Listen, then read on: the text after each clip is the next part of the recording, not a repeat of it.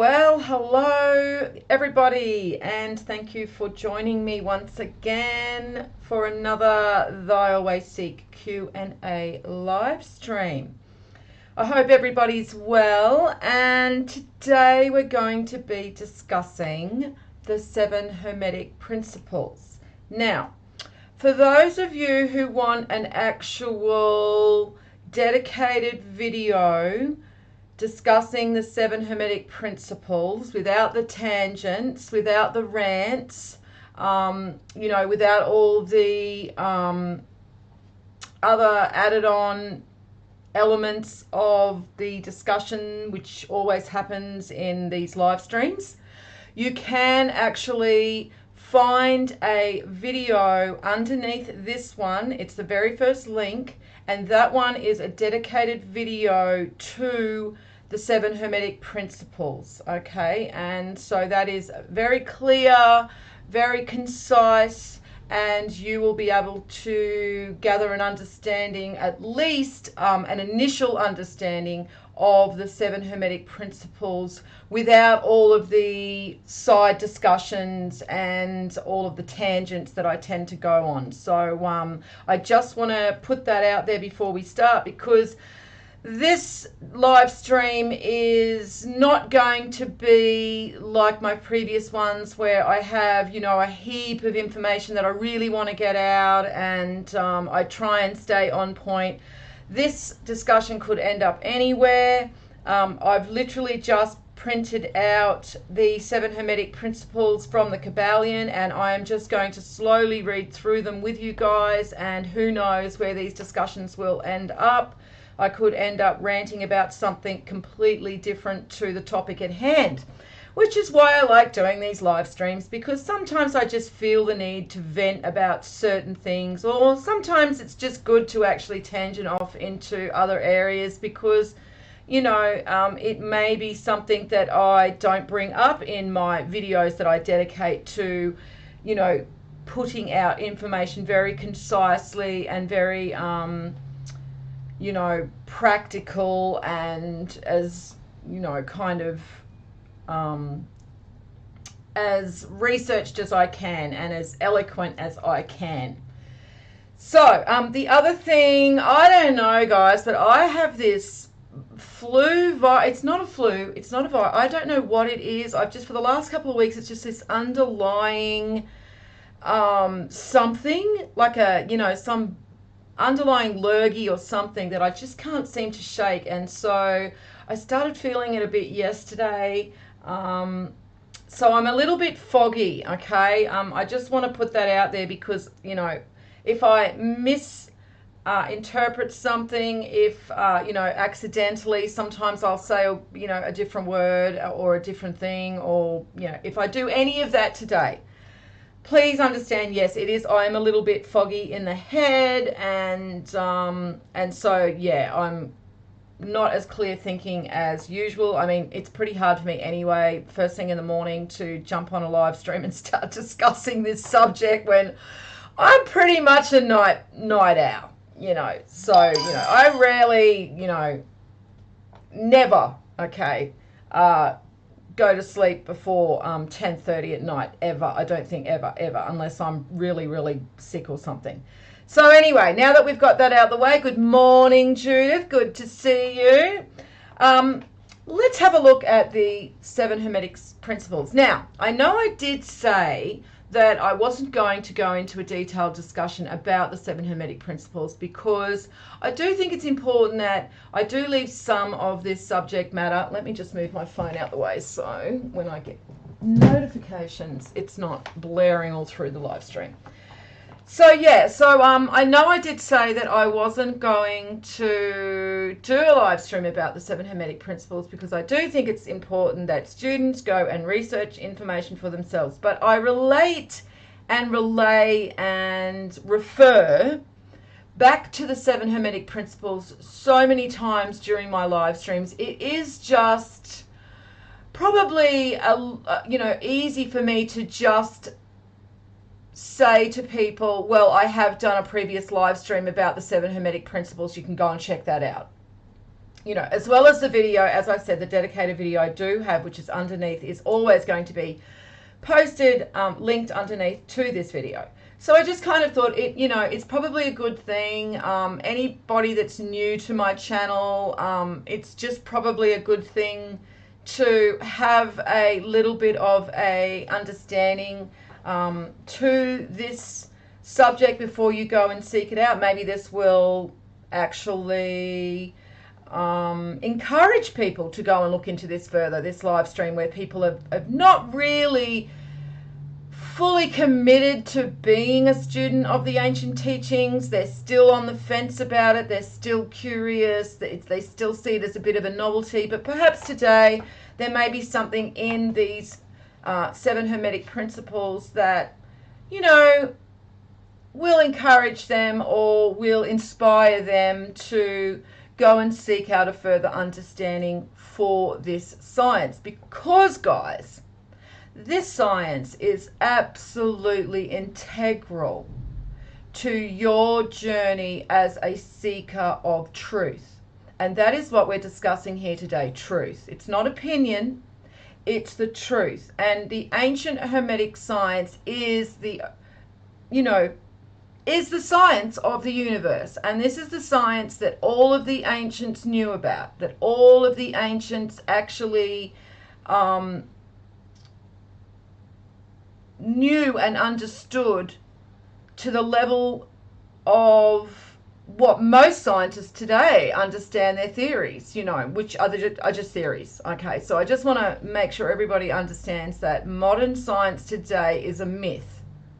Okay, and I know that triggers a lot of people, because a lot of people who don't want to accept this knowledge and these truths want to look to the white coat gods as their saviors, because the white coat gods pretty much tell them what they want to hear. I mean, the white coat gods have basically told them that we are our own gods, you know, that mankind are the absolute, you know, absolute intellects and superior species above all, and we're so smart that we know everything. Okay, and it's interesting that people have this opinion about, or this belief about, modern science, when we know that how many times do we actually hear modern scientists, when they have, you know, published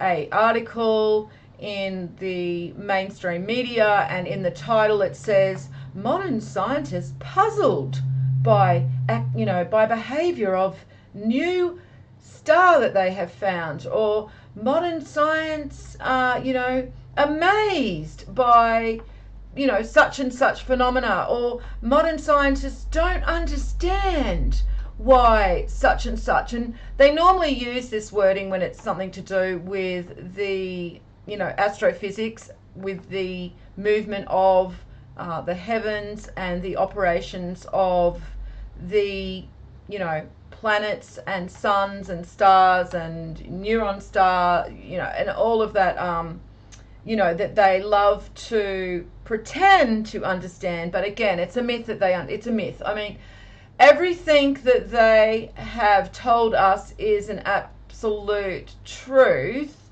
and that we believe to be an absolute truth, like Big Bang Theory, is a theory. I mean, it literally says theory after it, Big Bang Theory. And it was actually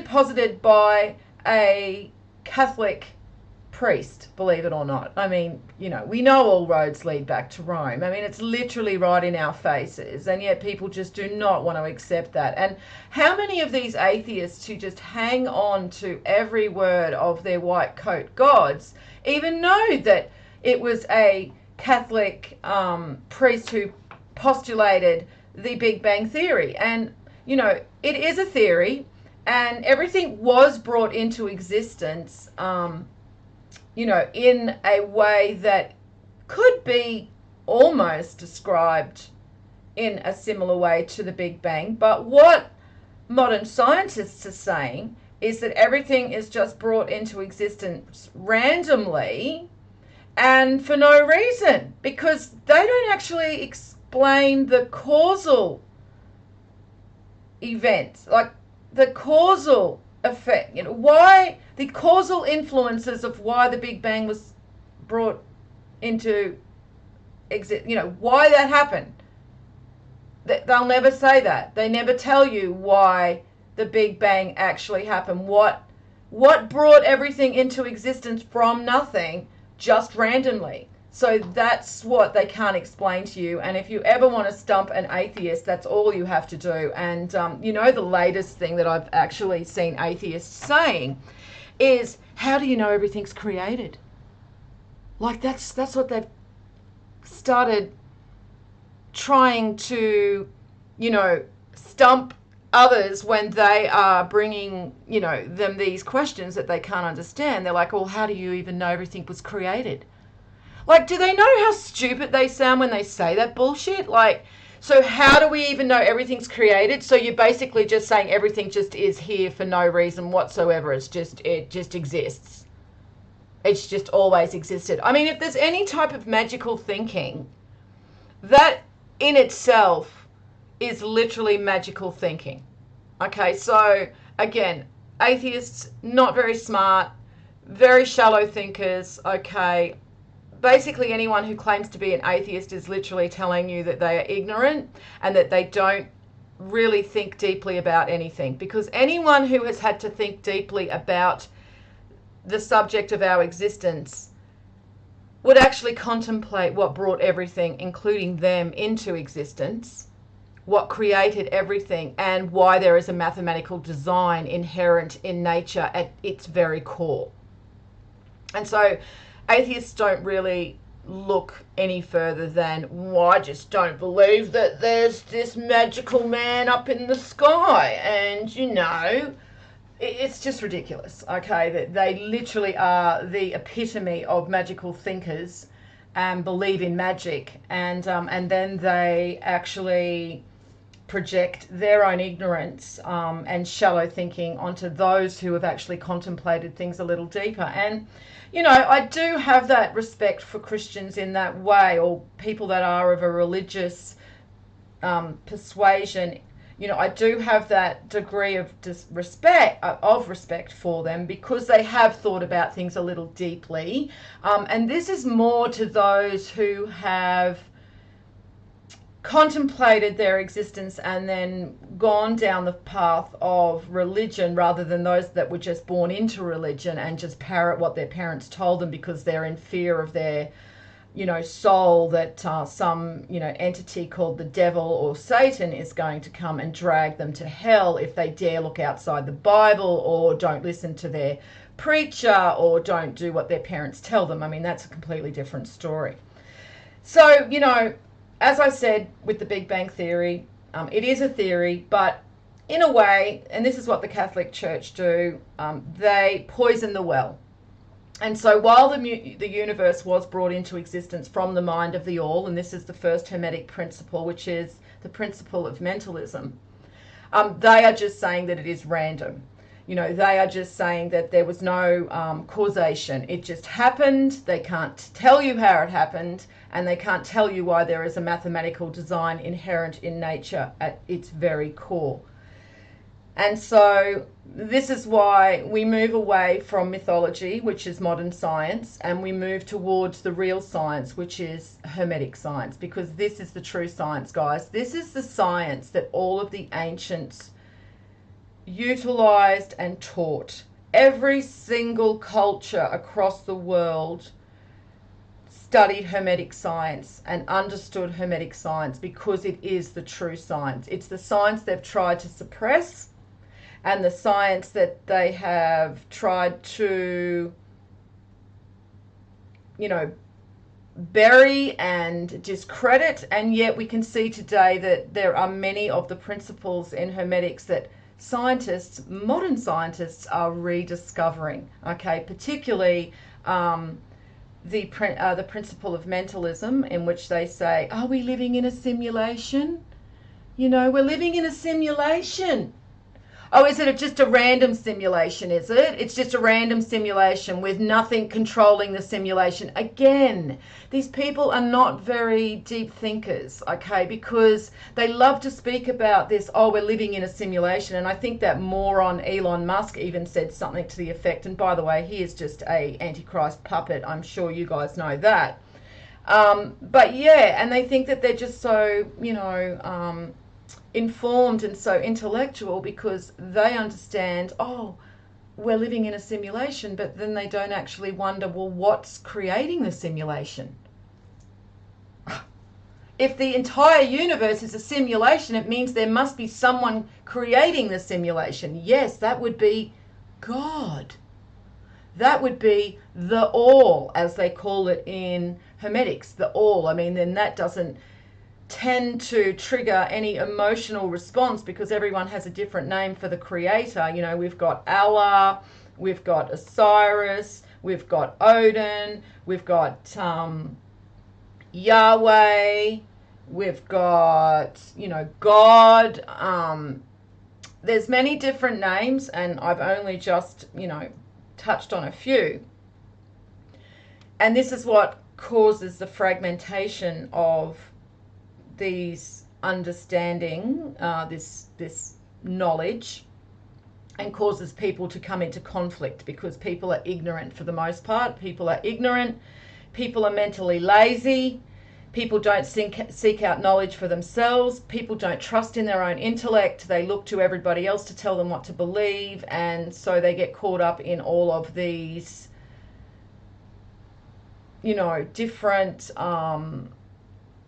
belief systems that they hold on to as their reality. And then when somebody starts to relay information that doesn't align with that reality that they have decided on is going to be their chosen reality because it sounds good and it ticks all the boxes for them, then they get very emotionally reactive. And this is how they've used religion as a weapon too, that they have definitely gone out of their way to fragment religion on purpose as much as possible so that they can cause all this conflict around, the world with each of the cultures, because a divided people are a separated people. Divide and conquer, like a divided people are a conquered people. And I'm sorry, they have successfully done that with many countries, not on just religion, but on gender, on sexual persuasion, on race. They've divided us on every front to make sure that while we're bickering amongst each other, they're actually getting away with their evil, because we're not focusing on them, we're focusing on each other and on these details that really are just an illusion of difference. Like there is really no difference between any of us. We are all created from the all, and we are all just different fragments, different parts that make up the all. And so, of course, your arm is not going to be the same as your leg. Your foot is not the same as your hand. Does it make you not part of the same body? No. And that is a good way to look at the different religions and the different explanations of this subject, because that is what it is. It's just divine revelation has been expressed differently by different cultures. This is done because we are different in that way, that we do have these degrees of differences between the cultures, but also because it was a way of occulting the knowledge. So, as we were just discussing about the Big Bang, so the principle of mentalism says that the all is mind and the universe is mental, and that the all brought itself into existence through thought. And so I'll just read the paragraph that goes underneath the all is mind. And by the way, guys, this can be found in the Kabbalion. I don't know if I've got a link to the Kabbalion underneath this video. If not, I will put it down there afterwards and you can read it in full. But I've always said that you really just need this part of the Kabbalion. Less is more when it comes to this knowledge, because you don't want over explanation that can cause you to have too much to process. You want just the base amount of knowledge that allows you to connect your own dots, because then you can go and seek out the information for yourself. And so this is why I find the 7 Hermetic principles are so important. And I always do say to students who are just taking this subject seriously to start with Hermetic science, because it's a good way to weigh and measure all other information that crosses your path. And then you can either accept that information or dismiss that information, because there's just so much white noise out there at the moment. I mean, it's even more than those of us who woke up in 2011 and 2012, and I say woke up, I just mean that we actually had a moment of clarity where we started to really diligently research into this subject in a very serious way. And there seemed to be a lot of us that just started looking into this subject at the same time, and it was just really divine timing, because we all researched together and we all found a lot of this information through helping each other by sifting through the information that was available at the time. And as I said, it was pretty much divine timing. I do believe that, and I do believe that we go through waves of kind of awakening, because that wasn't the first time I'd kind of had an awakening and started looking into it, but it was the first time I got serious about it, like really serious about it, to the fact that I'm not going to stop digging until I effing well find what the hell is going on. Why do I feel there's something that I don't fully get, that I've got to find the answer for. And sometimes you do think, when you do finally discover the truth, should I have really done that? Maybe I just would have been better off not knowing, because ignorance is bliss. But in a way, it's also, ignorance is a fear. It's a way that ignorance also can create you to be operating from a fearful place, okay? And so that you cling to things that give you comfort, and they're not necessarily the truth. So yes, in hindsight, I am glad that I found the truth, but there has definitely been occasions in my life that I've wished that I just was as ignorant as everybody else, and just blissful, and just was happy to, talk about the weather, and happy to just be chatting about reality TV, and, indulging in worldliness, and not really seeing everything for what it is, because it is pretty heart-wrenching when you do see people suffering, especially when people are younger, young people and little kids, and it's hard to know the reason behind that, and that you can't help them. Anyway, I'm tangenting. So before I even go into the principle of mentalism, I just want to say what the Kabbalion says at the very beginning, before you go into these 7 principles, which I call the bones of knowledge. Okay, your foundation. This is going to be your foundation. This is your cornerstone that you're going to build everything from. And before it starts describing all of these 7 principles, it says the principles of truth are 7. He who knows these understandingly possesses the magic key, before whose touch all the doors of the temples fly open. And so basically, when you do have a grasp of these 7 principles, and you start to see everything for what it is, because you can explain it in a scientific way, because it is science, guys, then all of the cloud of uncertainty just is removed. The veil is removed, and you are able to see everything exactly as it is. And of course, is there any reason that nobody ever talks about Hermetic science? I mean, even when they make these new discoveries, like the universe is a simulation, is a holographic simulation. Do any of these scientists actually quote Hermetics? They don't. Why is that? Because science is corrupted. Peer-reviewed science is absolutely corrupted to its very core, and it's not there to teach you knowledge. It's there to keep you stupefied and blind. And so you'll never see them bring up Hermetic science.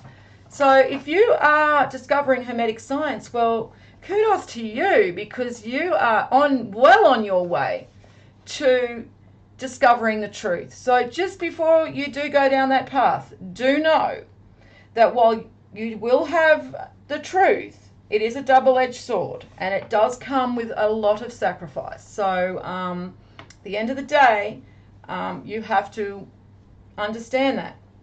So anyway, the all is mind, the universe is mental. Very first principle. And it goes on to say that this principle embodies the truth that all is mind. It explains the all, which is the substantial reality underlying the outward manifestations and appearances which we know under the terms of the mental universe and the phenomena of life, matter, energy. And in short, all that is apparent to our material senses is spirit, which itself is unknowable and undefinable, but which may be considered and thought of as an universal, infinite, living mind. It also explains that all the phenomenal world, all universe, is simply a mental creation of the all, subject to the laws of created things, and that the universe as a whole and in its parts or units has its existence in the mind of the all, in which mind we live and move and have our being. This principle, by establishing the mental nature of the universe, easily explains all of the varied mental and psychic phenomena that occupy such a large portion of the public attention, and which without such explanation and non-understandable and defy scientific treatment. An understanding of this great Hermetic principle of mentalism enables the individual to readily grasp the laws of the mental universe and to apply the same to his well-being and advancement. The Hermetic student is enabled to apply intelligently the great mental laws instead of using them in a haphazard manner.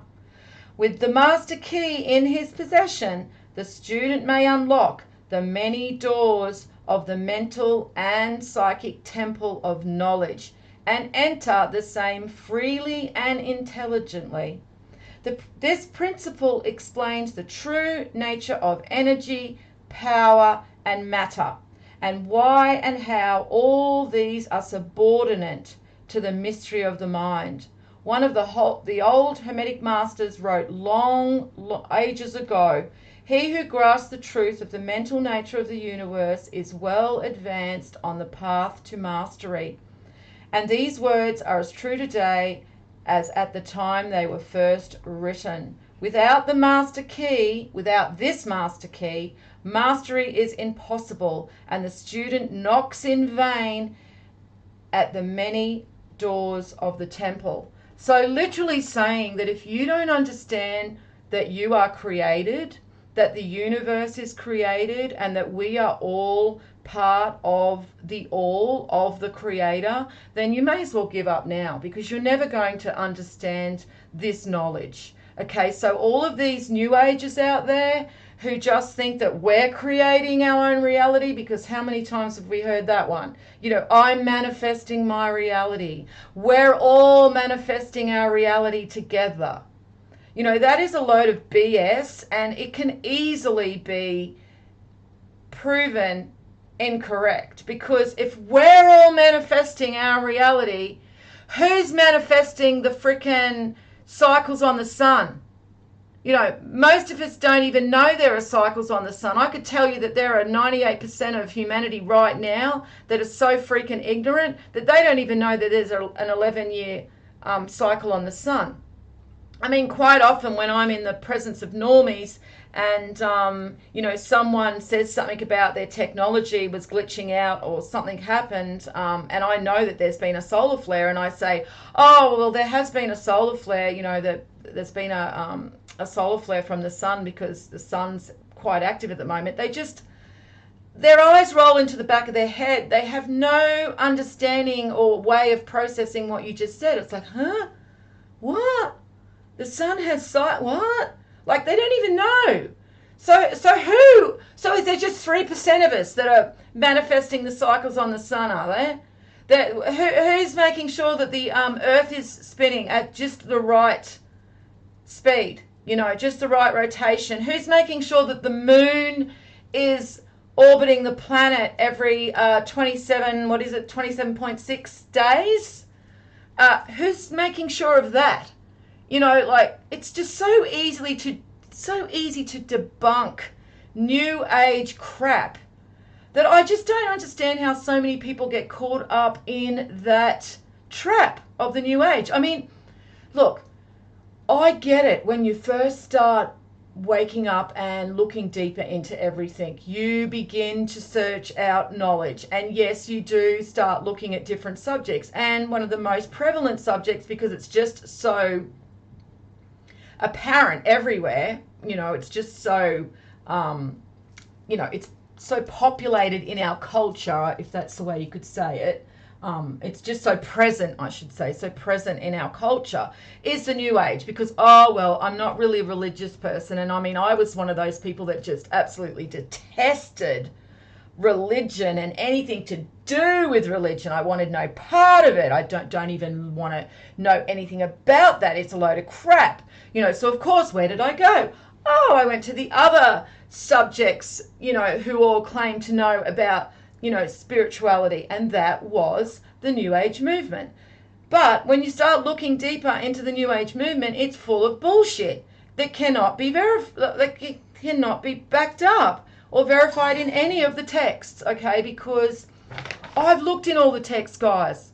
I've been studying all the texts for 12 years, and I can tell you now, you will not find anything that the New Age movement push in the ancient texts. You know, especially things about we're just manifesting reality. We're just all manifesting reality. I mean, that's a lovely thought, isn't it? That we're all in control. And whenever you find knowledge that sounds really good, you know, that you want to, oh, that does sound really good. It's normally when it makes us supreme and us superior over nature, over everything. So atheists love science because it makes us superior. We are the superior intellect that understand everything in the universe. And the only way that we can fool ourselves to, you know, understanding everything in the universe in that scientific mindset is not look to anything beyond the material. Okay, so, well, how did the universe get brought into existence? We just won't look at that. We just won't ask that question. We'll just ignore that part of it. And so if you're ignoring the other half of creation, which is the unknowable, the undefinable, the, you know, that you cannot see, the invisible, then how are you getting a full understanding of creation and of science? And this is what Hermetics does. Hermetics addresses the unseen as well as the seen. And so if you are not actually understanding that you are part of a creator, part of the all, part of the creator's experience, then you may as well just not even bother. Okay? You may as well just go back to sleep with the normies and the sheeps. And, you know, go and listen in on the white coat gods tell you what to believe, or go and listen to Greg Braden tell you what to believe, because he's just absolutely full of bullshit too. And I literally done a post. I'm going to tangent off here a bit.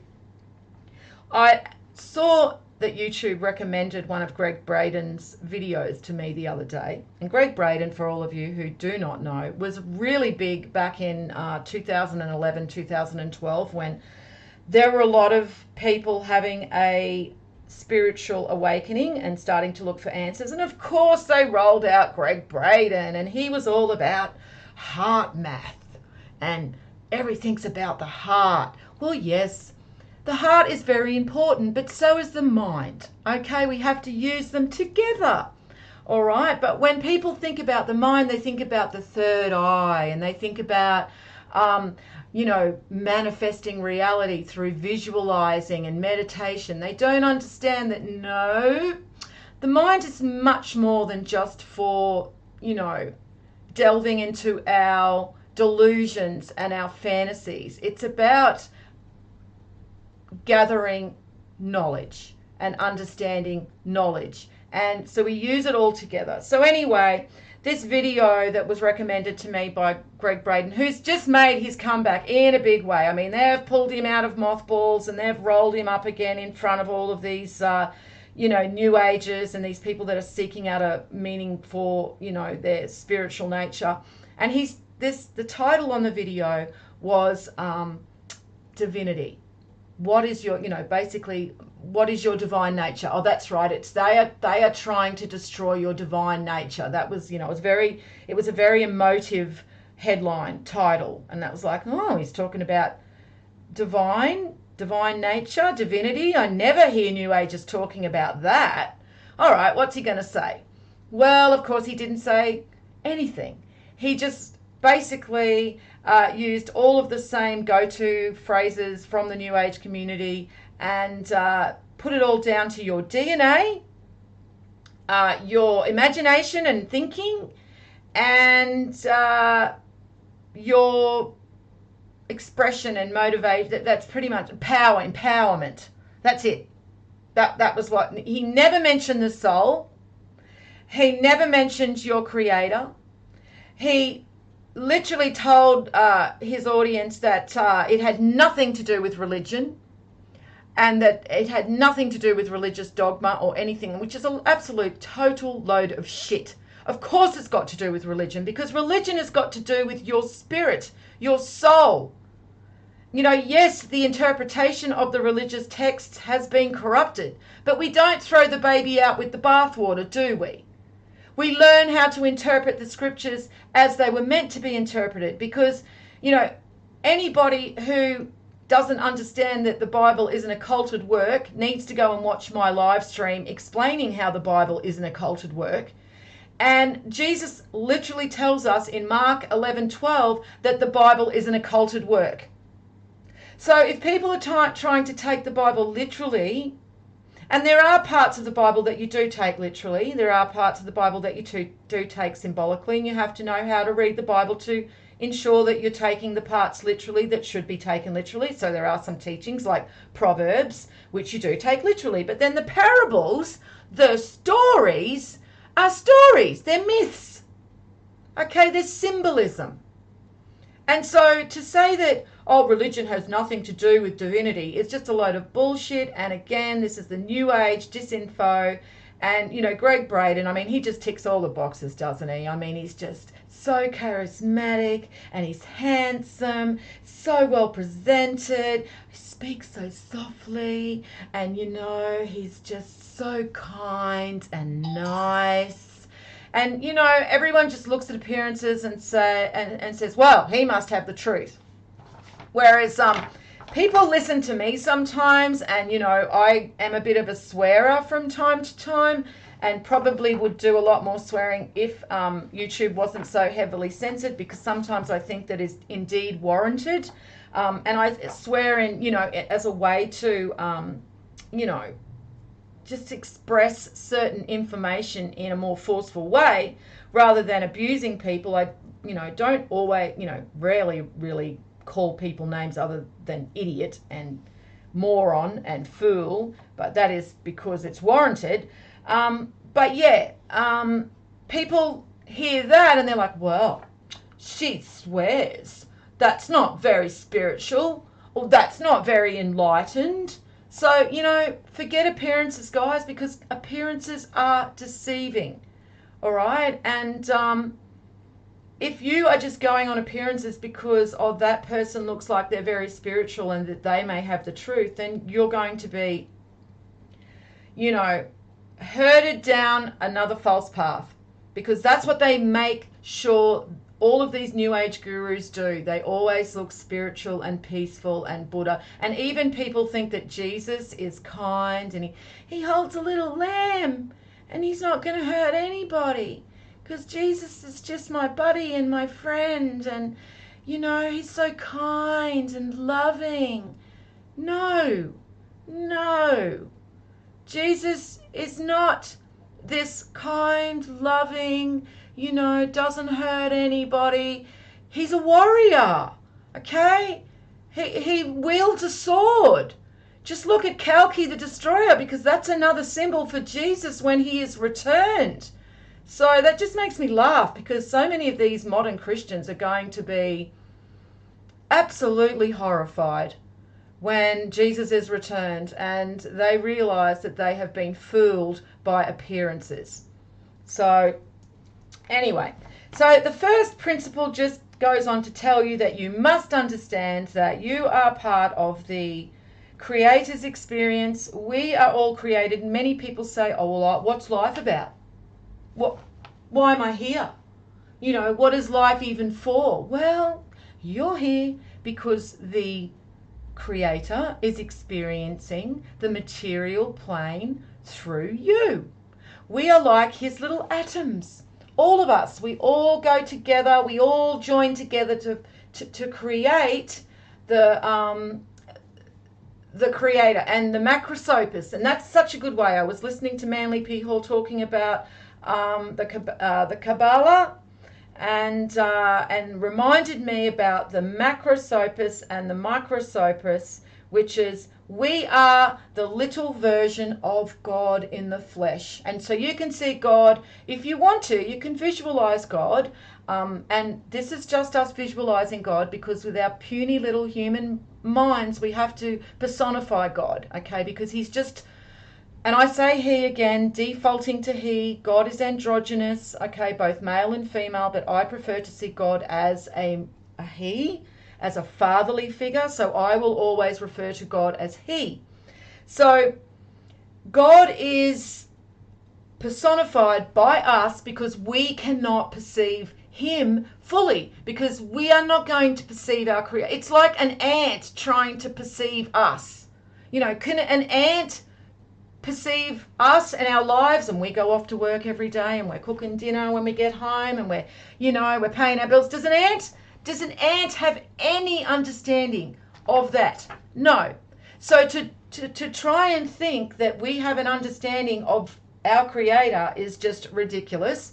And so, yes, correspondence in action, Red Club, that is exactly right, because we can correspond how the lower life forms on the material plane perceive us, and we are superior. We are the superior life form on the physical plane. We are the highest degree of God's physical manifestation in a biological form on the material plane. And so now we can apply that at a higher level, and we are just the little ant trying to understand our Creator. It's never going to happen. And so all we can do is do the best we can with what we've got, with the intellect that we have been gifted. And so the best way to understand the Creator is to see him as a huge, big man, and we are all parts that make up that man. Okay, all of the parts that make up that man, even the forests and the animals and the rivers. I mean, the rivers can be his blood if you want.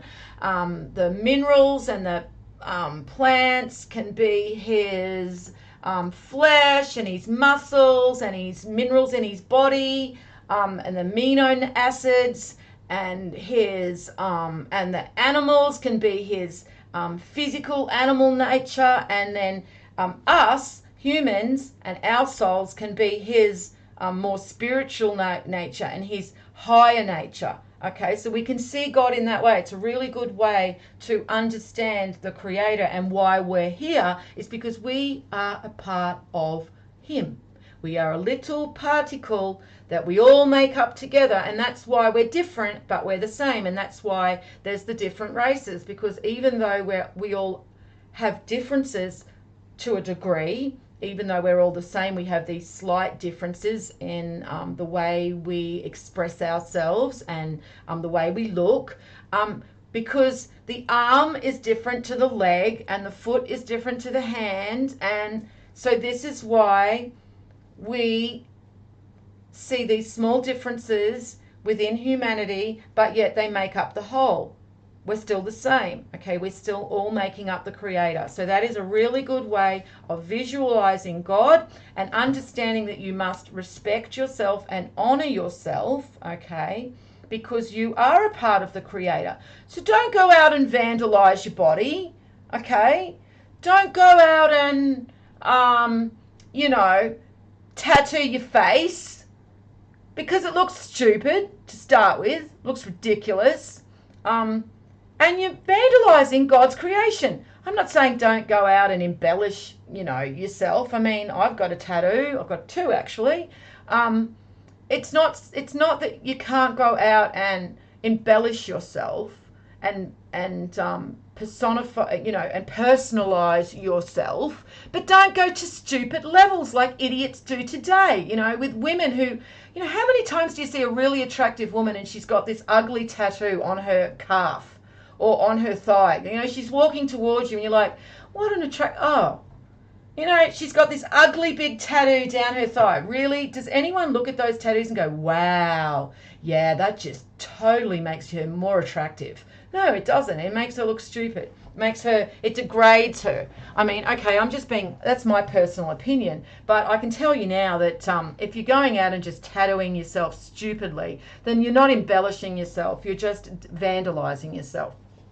And Edna Bell, one of God's atoms. Well, look, I don't want to say we're one of God's atoms, but I mean, you can look at it that way, I suppose. I mean, if that's the way you want to visualize it, you can visualize it in that way. We are a part of God, okay? We make up the Creator. And we also know that we don't only do this on a physical level, and this is when we can actually segue now into the principle of correspondence, because we know that everything is on 3 levels. So Hermetics teaches us that everything is on 3 levels: mental, spiritual, physical. And we know if we're part of God on a material level, which is what I've just been explaining, okay, so everything on a material level, we know that we're God on a mental level and on a spiritual level. So the mental and the spiritual are also a part of God. And when we see the Bible and the scriptures even says that each of us contain the Christ within. And this is what we're talking about on a spiritual level and even on a mental level, okay? Because the Christ within is talking about the divinity within mankind, and that divinity is in degrees. And I've said this many, many times to you guys who have listened into a few of my streams, and I reiterate this constantly, and I will constantly repeat it, because I know there are new people who find my streams and who are not aware that we are all fragments, divine fragments of the Creator. And this is why I laughed when Greg Braden had this huge big explanation about divine, the divinity within us. But he didn't explain that we are all fragments of divinity, which are fragments of the Creator. So we do have a divine connection to the Creator in different degrees. And so it's in nature, everything happens by degree. And this is also taught in Hermetics, and we'll get to that part. And so the highest degree of divinity is held by Jesus, okay? Now, it's not his name, the firstborn divine man. That's just his symbol. He goes by many different names depending on what culture you are taking the knowledge from about the firstborn divine Son of God, okay, and the firstborn divine daughter of God. All right, so Adam and Eve, Mary and Jesus, Isis and Horus, and there's many different names for the firstborn divine Son. And you'll also see that name transfers to the demigod, because the demigod is also the firstborn divine Son on the material plane. And so the male and female, divine male and female, are created from the Creator, okay, emanate from the Creator, and she already contains the demigod within her. She is already seated with the demigod upon her creation of her soul. Okay, so the male and female divine soul emanate from the Creator, all right? They're birthed from the Creator. They split. She already has the seed of the demigod within her soul, and then they are birthed into their physical garments. their material form, and she gives birth to the demigod on the physical plane. And then he is the link between the gods, the divine man, female, divine souls, and the human souls, the mortal souls. Okay, and that is what Immaculate Conception means. That is what the virgin birth means, the Virgin Mary means. Okay, that is how that symbolism is explained correctly. And so the firstborn son is the first originating, he is a god completely, okay, a mini god with a small g.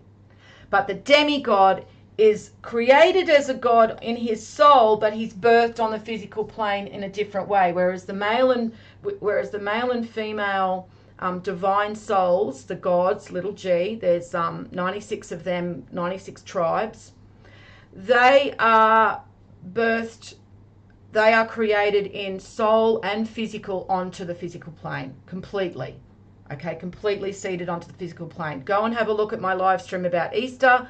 I give you all of the information about that. But the demigod is birthed onto the physical plane physically, but he is created as a god spiritually through the soul. Okay, his soul is of a god, but his material form is of a human. So he is a link, because everything happens in links. And if you look up the great chain of being, it is a really good way to understand how everything happens in different degrees, from the highest to the lowest. And so on the physical plane, among mankind, there are 288 divine souls.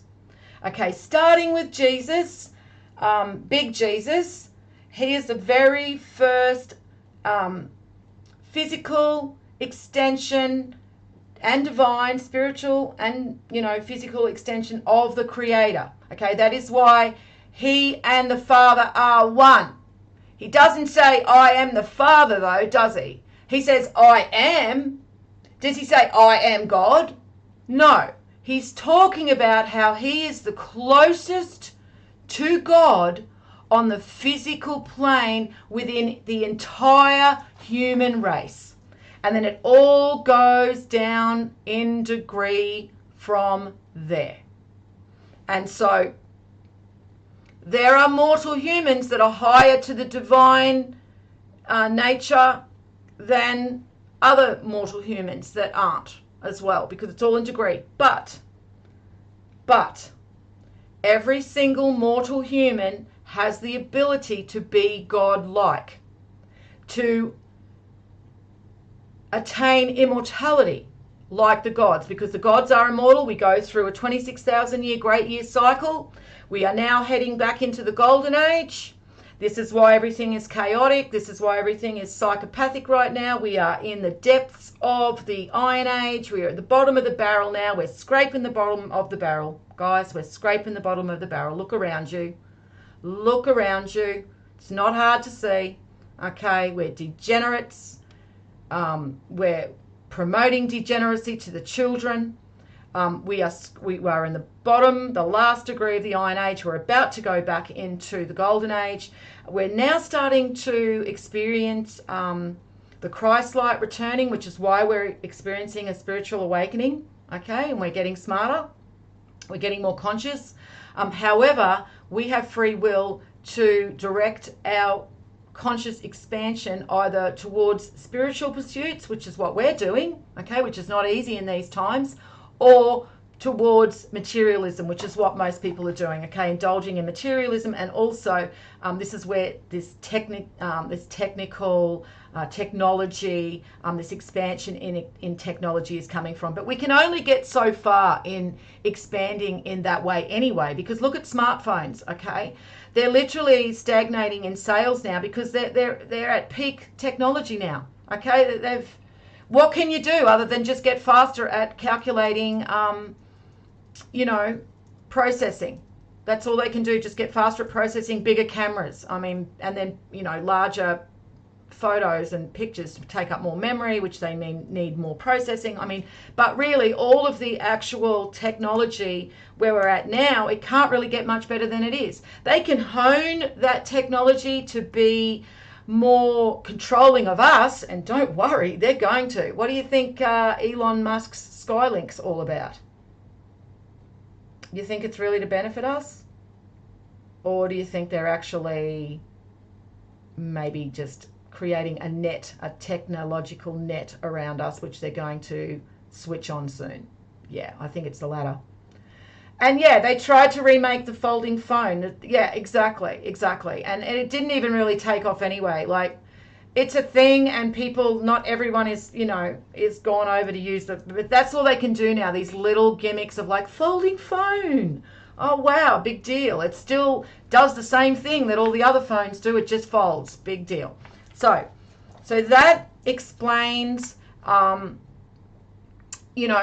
divine nature. We all have a divine fragment within us.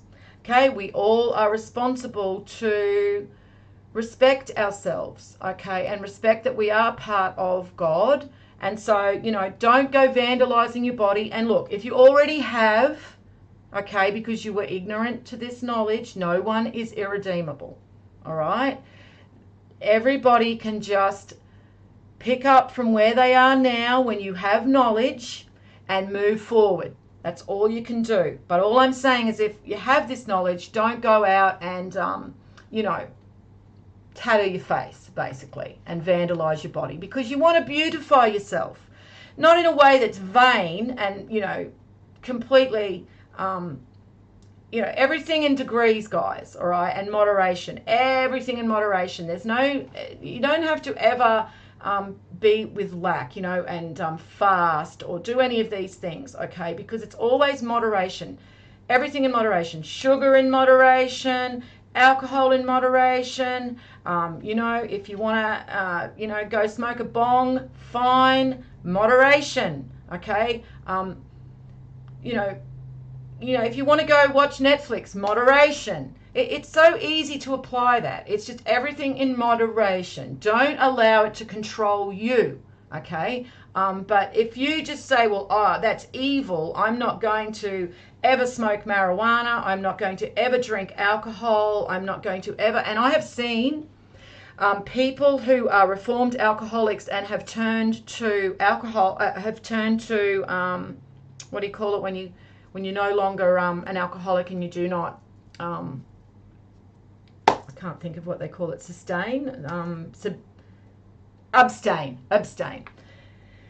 When people abstain from alcohol, because they were alcoholics and they had a problem with alcohol, and a lot of them, this 12-step program is run by religious groups. Of course, religion always likes to, modern religion always likes to, grab onto the most vulnerable and seek out the most vulnerable. But a lot of them turn to Christianity, right? Turn to Jesus saved me. No, Jesus didn't save you, okay? God the Father saved you, all right? But anyway, I've seen a lot of them who say that even if you have a glass of wine, it's evil. Now, what they're doing is they're projecting their own failures and lacks onto other people. And to make their own path easier, they're basically projecting their fear of alcohol onto others. That is untrue, okay? You are allowed to have a glass of wine. You are allowed to have a couple of drinks after work. Anything that can help you to unwind. The problem is if that alcohol begins to use you. Okay, that means that you have to have it every day. Okay, that means that if you have, a smoke of marijuana, you have to have it every day. So if that's the case, and it's easy for us to slip into these little patterns, it's more to do with pattern, okay, and habit, right? You need to try and extract yourself from that habit, and the easiest way to do it is to fill that habit with something else. And that's why I find having a hobby, having something that you love, really helps for you to focus on. And especially in these times when you don't just want to be watching TV because it's full of bullshit. I mean, TV is just a way that they program us, and scrolling the internet, doom scrolling, news all the time, and Twitter, and that's another addiction. Okay, so Yet, if you want to break those habits, you need to fill them with something else. So the best way to do that is find something you love. Is it painting? Is it gardening? Is it making something? Is it carpentry? Is it jewelry making? Is it sculpting?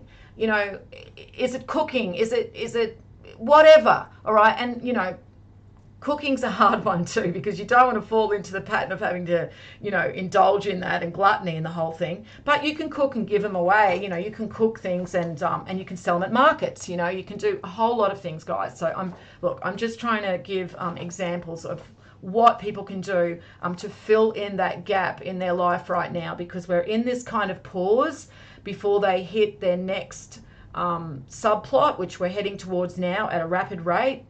It's all going to escalate after May the 6th, when they crown their false messiah, and that is King Charles. And I've also, well, false King Charles, how dare I, you know, I'm never going to call him a king, because he's not, because king and royalty is actually another word for the divine, and they've just bastardized that term. They've stole those thrones through bloodshed, through attacking people and killing people and slaughtering people and torturing people, and they've stolen those thrones. So anybody who worships royalty right now, you are a piece of I won't even go there. You are brainwashed into the worst degree. And it's the same as the people that prop up the Catholic Church, who are literally the antichrists in robes. But anyway, so let's move on to the principle of correspondence. As above, so below, as below, so above, the Kabbalion. This principle embodies the truth that there is always a correspondence between the laws and phenomena of the various planes of being and life. The old Hermetic axiom ran into these words: as above, so below, as below, so above.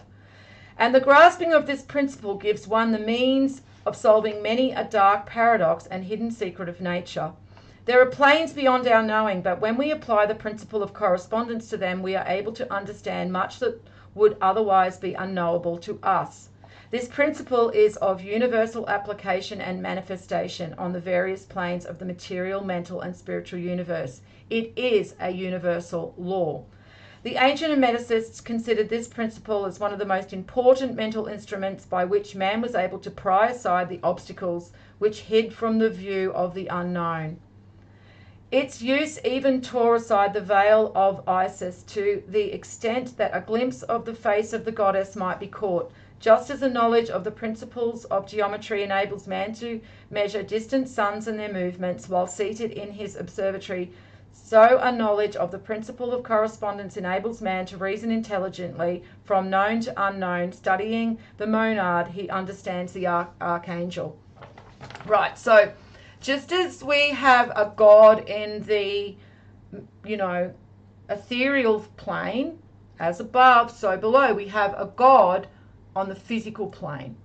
Okay, so that's how we know that there can be a divine man on the physical plane, because if we've got a God on the ethereal plane, then that has to be represented in the physical form. And this is one of the best ways to weigh and measure a lot of the phenomena we find in the natural created world, because it is a fragment. Everything is fractal, okay, and everything is in a macrocosm and a microcosm. And when we understand that, we can understand how the universe operates just by looking at nature around us. And so everything follows the pattern of geometry. We know that in the Fibonacci sequence. We can see the Fibonacci sequence is apparent even down to our DNA, okay? And not necessarily the Fibonacci sequence, but there is a mathematical design inherent in our DNA, because there are different designs. It's not always the Fibonacci sequence, though that is the most prevalent mathematical design. But there are other mathematical designs that we can find just in the way that our cells divide, in the way that our DNA is formed. But when we look at the measurement of our physical body, then we can apply the golden mean ratio. When we look at the way that the sun and the moon and the planet correspond to each other, there is a geometry there, okay? It's just exact. Like, this is how we can have eclipses that exactly are the same, measurement of the sun that blots the sun out, you know, exactly. I mean, and this is because there is geometry present in the natural world. And so that law of correspondence just allows us to understand that the divine nature beyond the physical plane is manifest on the physical plane with the creation of the divine man. Okay, and he has just been hijacked by the corrupted religions, and he's been turned into a pop star. I mean, literally, when I see people talking about Jesus, modern Christians, they talk about him like he's some type of pop star. It's like the cult of personality. It's the cult of celebrity. He's like a celebrity to them. And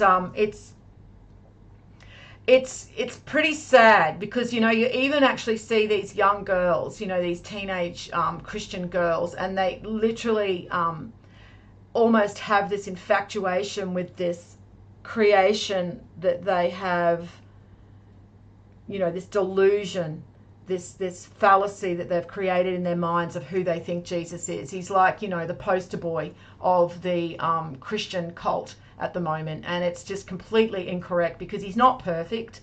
He even says that he's not perfect. He says, why do you call me good when only God alone is good? I mean, again, he's telling you that there is a God the Father, and he is not God the Father, because he's telling you that he's not good like God the Father. He's separating himself from God the Father. And this is what the term of Lucifer relates to, the Nephilim, the fallen angels. It's all relating to the divine man and the divine souls, because as I've said, there's 288 divine souls, and when they move from the higher ages, the golden age, and they move into the silver age, then the bronze age and the iron age, they also fall. Okay, it's not humanity falling and going into corruption, it's the divine man also falling and going into corruption, because his portion fades, his divine portion fades. He no longer understands who he is or his divine nature, and he acts out in a, you know, very unconscious way. You know, he is just caught up with the hive mind. You know, he just appears to be like another mortal human. He lives a life of another mortal human, and he acts out like another mortal human. So Jesus is actually here. All of the divine souls are among humanity right now. And then that is why you will see that verse that says, always be kind to strangers, because some of us have entertained angels without knowing it. And there's also Greek mythology. I can't think of the names of the two Greek gods. Lisa, you might remember the names of the two Greek gods who invite, it's Hermes and someone else. Is it Zeus and Hermes? And they're invited in by an older couple. And the older couple serve them up dinner, and then they reveal who they are. And this is even in the Norse mythology. Part of the Norse tradition is to always accept a stranger who look, you know, knocks on your door and wants to. I mean, you wouldn't do that in these times, guys, and please, you know, you've got to also apply common sense. Okay, I'm not talking about you just let anybody into your house in these times when we're talking about people that are literally psychopathic, you know, and going mad. All right, our civilization is going mad right now. I'm talking, you know, if you see someone that needs help, that you know that you can help, then you help them, okay? And this is the Norse have a tradition of where anybody who is seeking, you know, help, like knocks on the door and wants, you know, help, to be warm, to be fed and clothed, that they let them in, okay? This is a known Norse tradition. It's a very strong one. And this is because this is this understanding we bring down from the higher ages, that anybody amongst us could be divine, could be a child of God, because the divine, the 288 divine souls are the children of God. That's why you see this separation in the Bible of God saying that he has his own, that they are his children, and then there are the others. Now, that's not saying that God doesn't, that the Creator doesn't respect and love his creation, all of his creation. It's just saying that, well, if you have a leg and you've got someone else's leg over there, aren't you going to love your leg more than their leg? Of course, you're going to still respect their leg. You're not going to chop their leg off, kick their leg, hurt their leg, but you're going to love your own leg.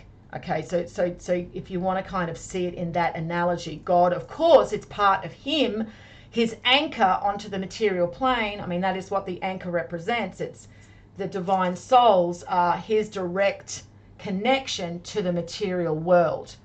And through that connection of divine souls, then the mortal man are created and everything else is created.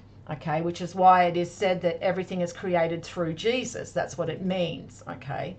It doesn't mean he is God the Father. It just means that God the Father creates the physical world through the elements within the divine Son. That is the first anchor onto the physical plane. And then from him, everything else originates materially. And so, yes, so that's what that means when it says that angels, you know, you could have entertained angels unaware. It means that you could have entertained a divine soul without knowing. You could have helped a divine soul without knowing, a child of God, and you will be rewarded as such because, of course, you know, God loves his children. And if you're going to help his children, well, he is going to look upon you favorably. And it's not done as in an emotional way. Everything in the universe is organically operated. Okay, it's like this this divine operation is just an organic operation. It's not that God takes favor. It's like, I don't like that guy there, I don't like what he wears, look at the way he has his hat, his hair looks stupid, oh, and I don't like the way he just said that, how cringy. You know, like God doesn't, he's not us. Okay, he's above humanity, he's above human intellect. It's done on this this organic divine operation. Is just weighed and measured. We're weighed and measured upon the divine laws that are in existence, that were brought into existence with the mind of the all. When the mind of the all brought himself into existence, all the divine laws were brought into existence as well. And those divine laws are there to ensure that creation remains absolutely abundant and in its most perfect form. And so if you're moving outside of those divine laws, then you are not showing yourself as someone who is going to benefit creation, and so you will be removed. It's as easy as that. It's got nothing to do with emotions. And so if you show kindness to a divine soul, well, then you're benefiting creation. That's how it goes. Okay, it's just all a part of the divine operation on the physical plane. All right, so let's move along. The principle of vibration, and we know this in modern science as quantum physics. Again, modern science stealing from Hermetic science and then calling it their own. Just going to have a drink, guys. Right. So, the principle of vibration. Nothing moves. Oh, sorry. What am I saying? Nothing rests. Everything moves. Everything vibrates. This principle embodies the truth that everything is in motion. Everything vibrates. Nothing is at rest. Facts which modern science endorses and which each new scientific discovery tends to verify. And yet this Hermetic principle was enunciated thousands of years ago by the masters of ancient Egypt. This principle explains that the differences between different manifestations of matter, energy, mind, and even spirit result largely from varying rates of vibration, from the all, which is pure spirit, down to the grossest form of matter. All is in vibration. The higher vibration, the higher the position in the scale. The vibration of the spirit is at such an infinite rate of intensity and rapidity that it is practically at rest, just as rapidly moving wheels seem to be motionless. And at the other end of the scale, there are gross forms of matter whose vibrations are so low as to be seen at rest. Between these poles, there are millions upon millions of varying degrees of vibration, from corpuscle to electron, atom to molecule, to worlds and universes. Everything is in vibratory motion. This is also true on the planes of energy and force, which are but varying degrees of vibration, and also on the mental planes, whose states depend upon vibration, and even onto the spiritual planes. An understanding of this principle with the appropriate formulas enables Hermetic students to control their own mental vibrations as well as those of others. The masters also apply this principle to conquering the natural phenomena in various ways. He who understands the principle of vibration has grasped the scepter of power, says one of the old writers. Right, so basically everything is vibrating. This also, can be translating to the great chain of being, which I love to always refer to. So I really think it's important that you guys go and look at the great chain of being and look at the illustration. There's only a couple. I think I've only ever found one of the ancient illustrations, alchemical illustrations of the great chain of being, or rather it was a religious illustration.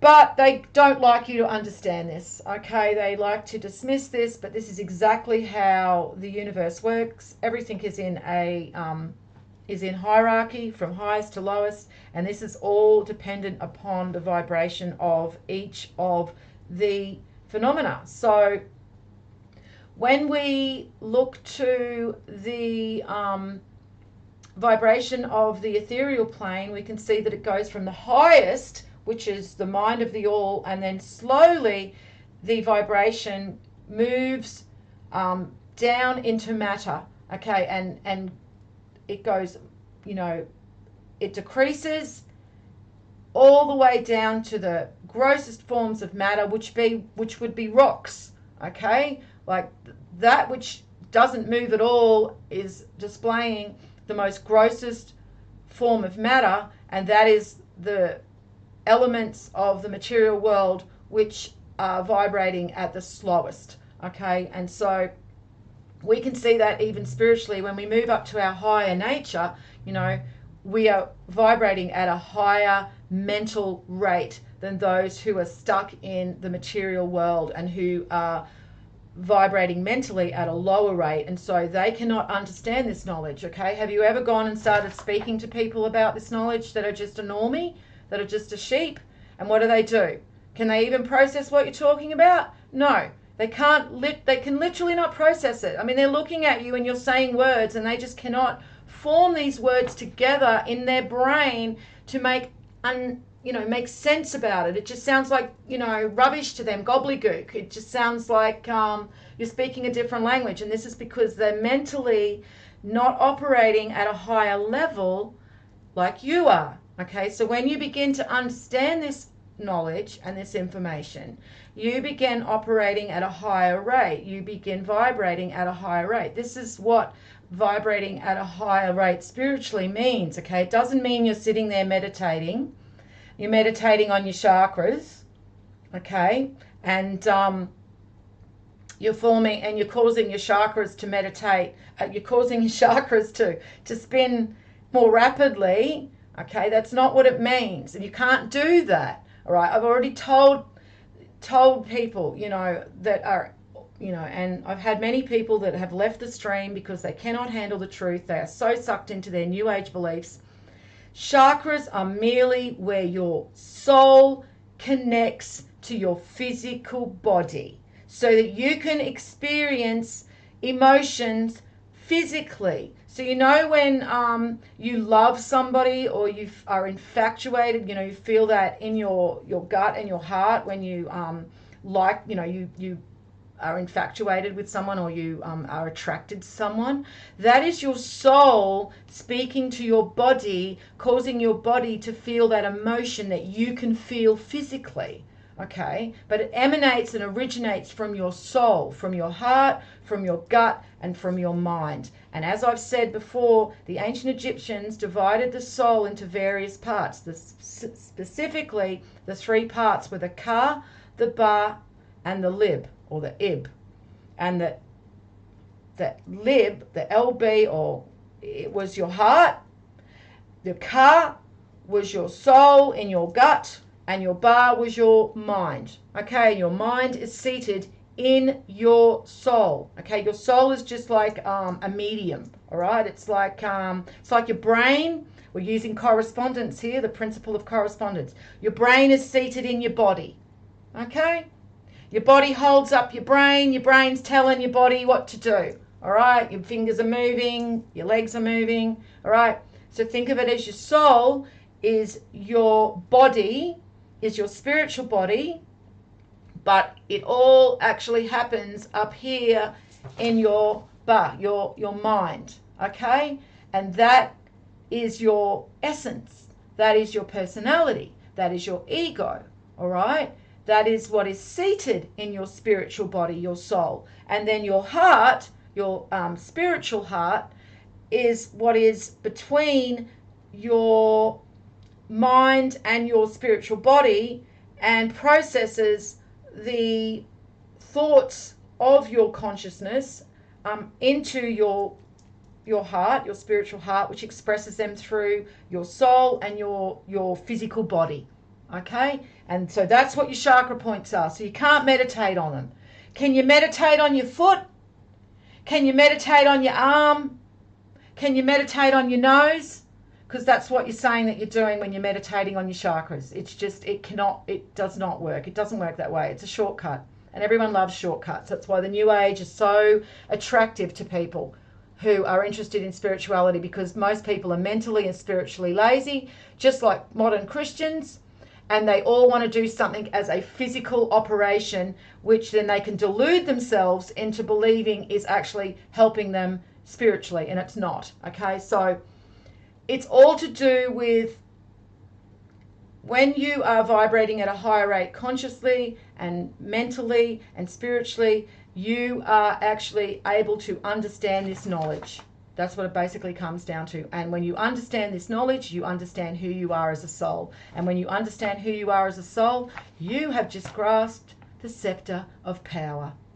You have taken your power back. Okay? You no longer have a fear of death.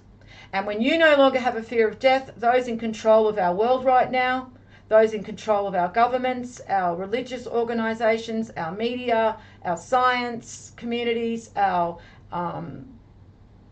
industrial our industrial sector, our military, you do not fear them. They have no power over you, because you know that you're not physical. This is just a garment, okay? You're just passing through this life right now, and this is the garment you're wearing this life. Changes every life. Just like you go into your wardrobe, you change your clothes, you change that every time you have an incarnation, all right? You get a different garment. And so they can destroy your garment, but they can't destroy who you are. They cannot destroy your soul. Only you can destroy yourself. You can destroy yourself when you don't follow the divine laws of the universe. You are the only one in control of your destiny and fate in that way, because you can determine whether you're going to transgress divine law or you're not, because you were gifted free will. Okay, so you have the free will to make the right choices.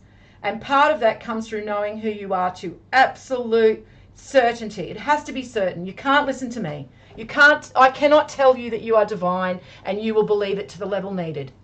It's just a belief. It's just me telling you that you have a divine portion in you and that you are a divine creature. You may not be a divine soul. Who knows who they are? Not me, not you. But, you do have a portion of divinity within you, but I can only just tell you that. I can only just give you that information. It's up to you to go confirm it. It's up to you to go seek that out, that knowledge out. And if you are truly interested in finding out who you are on that level, the universe will aid you in finding out that information, because you are gifted an intellect. God gifted each one of us an intellect for us to go find the truth of who we are. And some people who may not be that intellectual can do that through kindness. Not a lot of us. We're not inherently kind, unfortunately. It doesn't come naturally to us. That's why a lot of children that aren't brought up with empathy and compassion don't have a very good chance of being empathetic and compassionate and good souls and good humans, because it's something that we have to be taught. It's something that we have to hone, that skill of being kind. We have to consciously be kind to people. You know, it's easy to just fall in. It feels good to just fall into that, you effing idiot, you know, like, why did you just, you know, when it's like, well, okay, you know, he's ignorant, he's old, he doesn't know what he's doing, you know, he can't drive very well, you know, look at him, he can barely shuffle out of his car, and he's in control of a motor vehicle. You know, so you can see it in that different way. You know, I'm not saying that you have to go around and forgive people who are assholes, but you can just actually find that understanding for why they behave in the way they do. And then you're operating at a higher vibration, because that's what it is. When you're operating at the lower vibration, you're going into your carnal nature, your animalistic side, and that's when you act out emotionally and you lash out, and, you know, and that's the easiest thing to do. And that's why 98% of humanity do it. You know, and that's why it's easy for us to be taken down that path where we're right now bickering against each other, you know, left against right, you know, Christian against Muslim, you know, male against female. I mean, they've just got us right down where they want us, in that most base carnal nature, where we're just, you know, bickering with each other, fighting with each other, right fighting, because we're right and you're wrong. You know, and that gives you that feeling of gratification in the moment, because everyone thinks they're right, don't they? And they're all fighting to be heard, and they're all fighting because they're right. But really, in the long run, you're operating at that gross level, at that materialistic lower nature. And anything from your heart chakra down to your root chakra is your lower nature. Anything from your heart chakra up to your Anja chakra, or your third eye, and I got told off by somebody, they corrected me that third eye is a new age term. Yes, it is, but I use that term because it's pretty apt, you know, and everybody understands what I say when I say third eye. Would everybody understand what I said if I said Anja chakra? You know, no. So it's your sixth chakra, it's your third eye, it's your mind's eye. Okay, but those chakras, when you're operating from the heart chakra up, you're operating in your higher self, you're vibrating at a higher level. So if you want to meditate on something, meditate on operating through expression of action. Okay, how can you act out to be a better person? Being a better person just doesn't mean sitting in a yoga position 5 minutes before you go to bed every night, meditating on some guided meditation that you're listening to. Okay, that's not making you a better person. That's not making you more spiritual. That's deluding yourself. You want to be a better person, you want to operate at a higher level of vibration, you have to act out. That's what your fifth chakra's for, your throat chakra. Okay, very important chakra that nobody ever speaks about. Okay, it's not very I don't know, it's not very popular, you know. It's not kind of like everyone wants to talk about the heart chakra and the, you know, third eye chakra. It's all about that, but it's your throat chakra that's actually going to determine whether you are immortal or whether you're not, whether you are vibrating at a higher level or whether you're just vibrating at the most gross level and just a normie and a sheep like the rest of them, because it's your expression of your intellect and spirituality onto the physical plane which is going to determine whether you pass through into the new great year with the 288 divine souls, because that's what we're heading towards. We're heading towards the great judgment, the last judgment, the weighing of the heart. Okay, there's different names for it. Every culture talks about it because it's something that happens within the cycle of being a soul incarnated in the physical material universe. Okay, we go through cycles, and that's going to happen. That's going to be discussed in the principle of rhythm. We're not there yet. Let's keep going. The principle of polarity.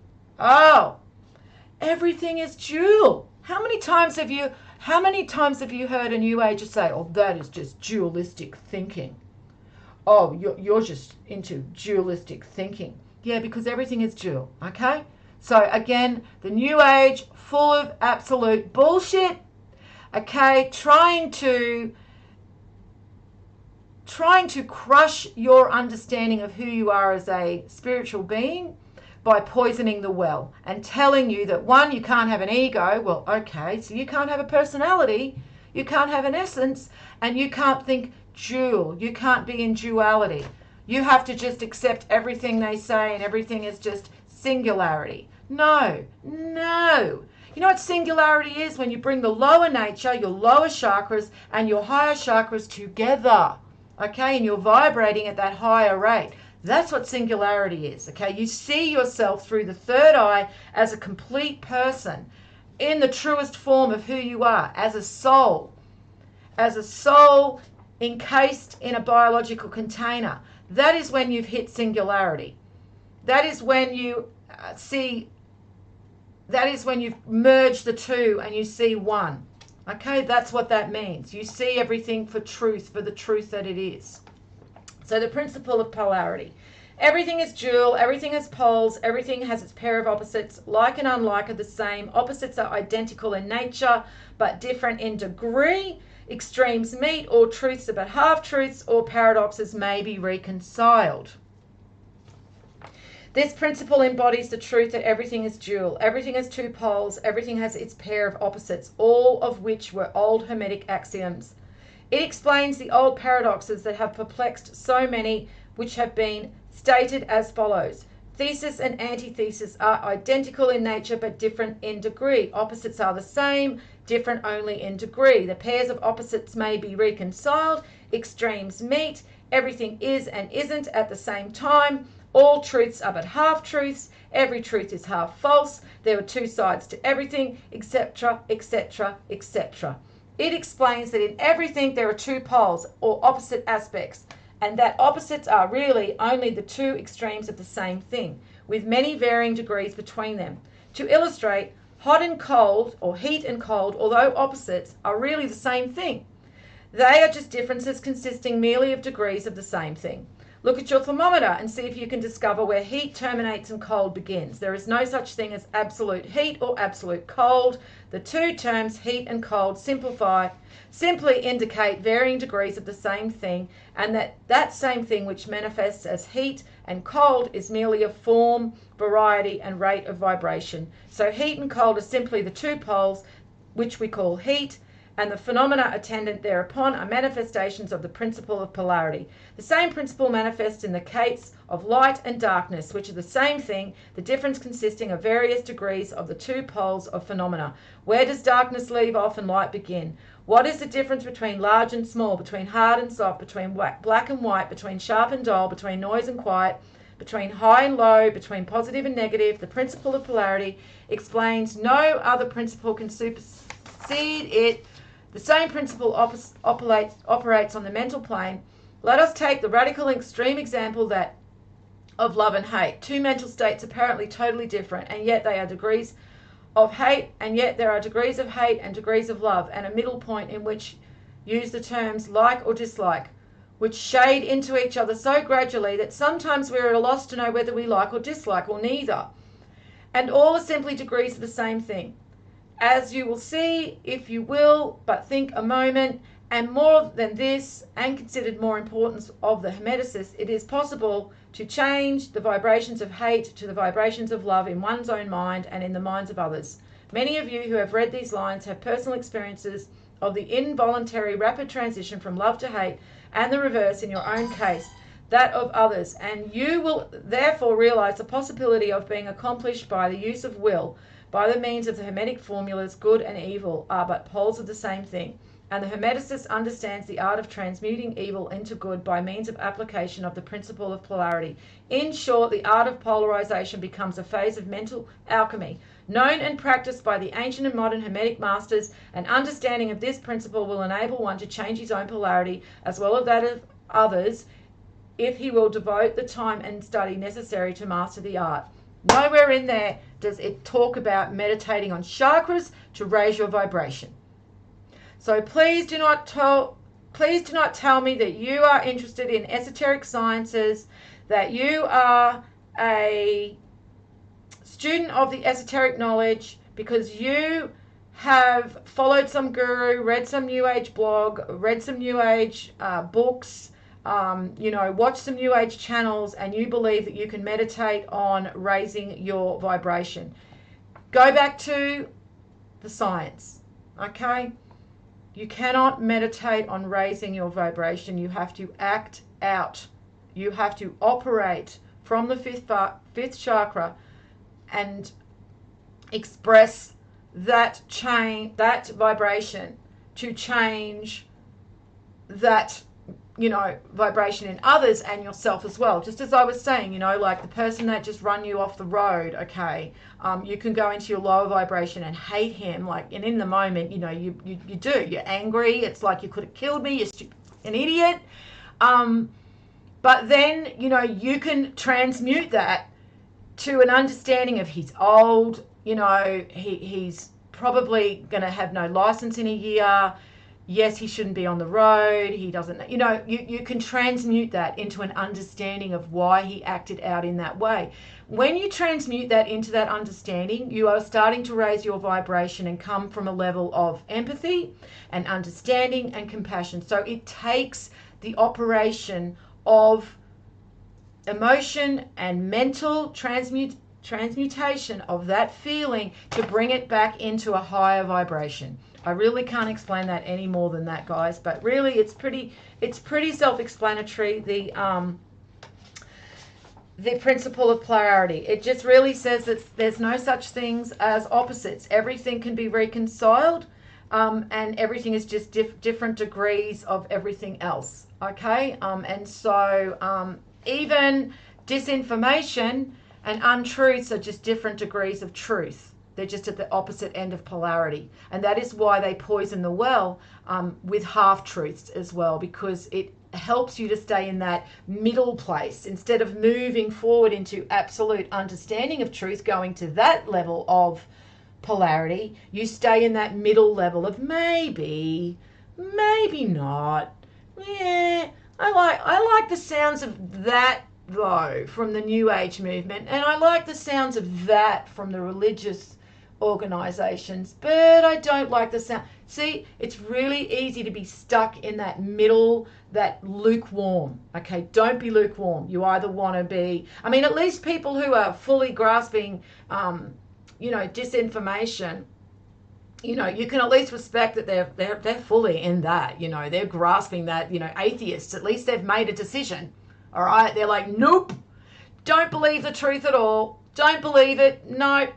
Okay, whereas the lukewarm, they like to call themselves agnostics, all right? It's really just another word for atheists, but they just want to sound a little bit more enlightened, a little bit more intellectual than an atheist and say, well, I don't know. I don't know if God exists because, you know, unless he actually manifests himself in actual form before me, then I'll believe in him. No, because that's never going to happen, right?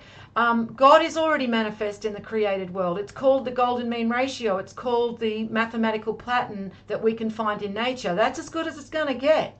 All right. So you can either ignore that and then ridiculously call that random, or you don't. I mean, it's black and white, really, when it comes to whether you believe or you don't believe in a creator. So agnostic is just a modern term, okay?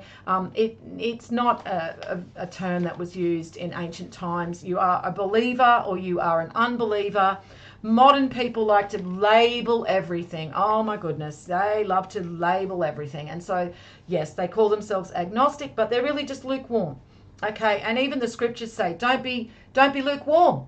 Okay, it's the worst place to be. To be a neutral, you're illicitly complicit in being evil. Okay, it's just like you're just a nothing. It's like, well, I don't actually want to be good. I don't want to be evil. I'm just going to be the middle. And I mean, that is just not going to be rewarded either. So now you understand how to literally transmute your vibration using the polarity of, you know, the lower vibration to the higher vibration, and it's all to do with expressing and operating from the mind and the heart together, All right, it's not. And you know, when people often hear me talk about the heart, it's not romantic love.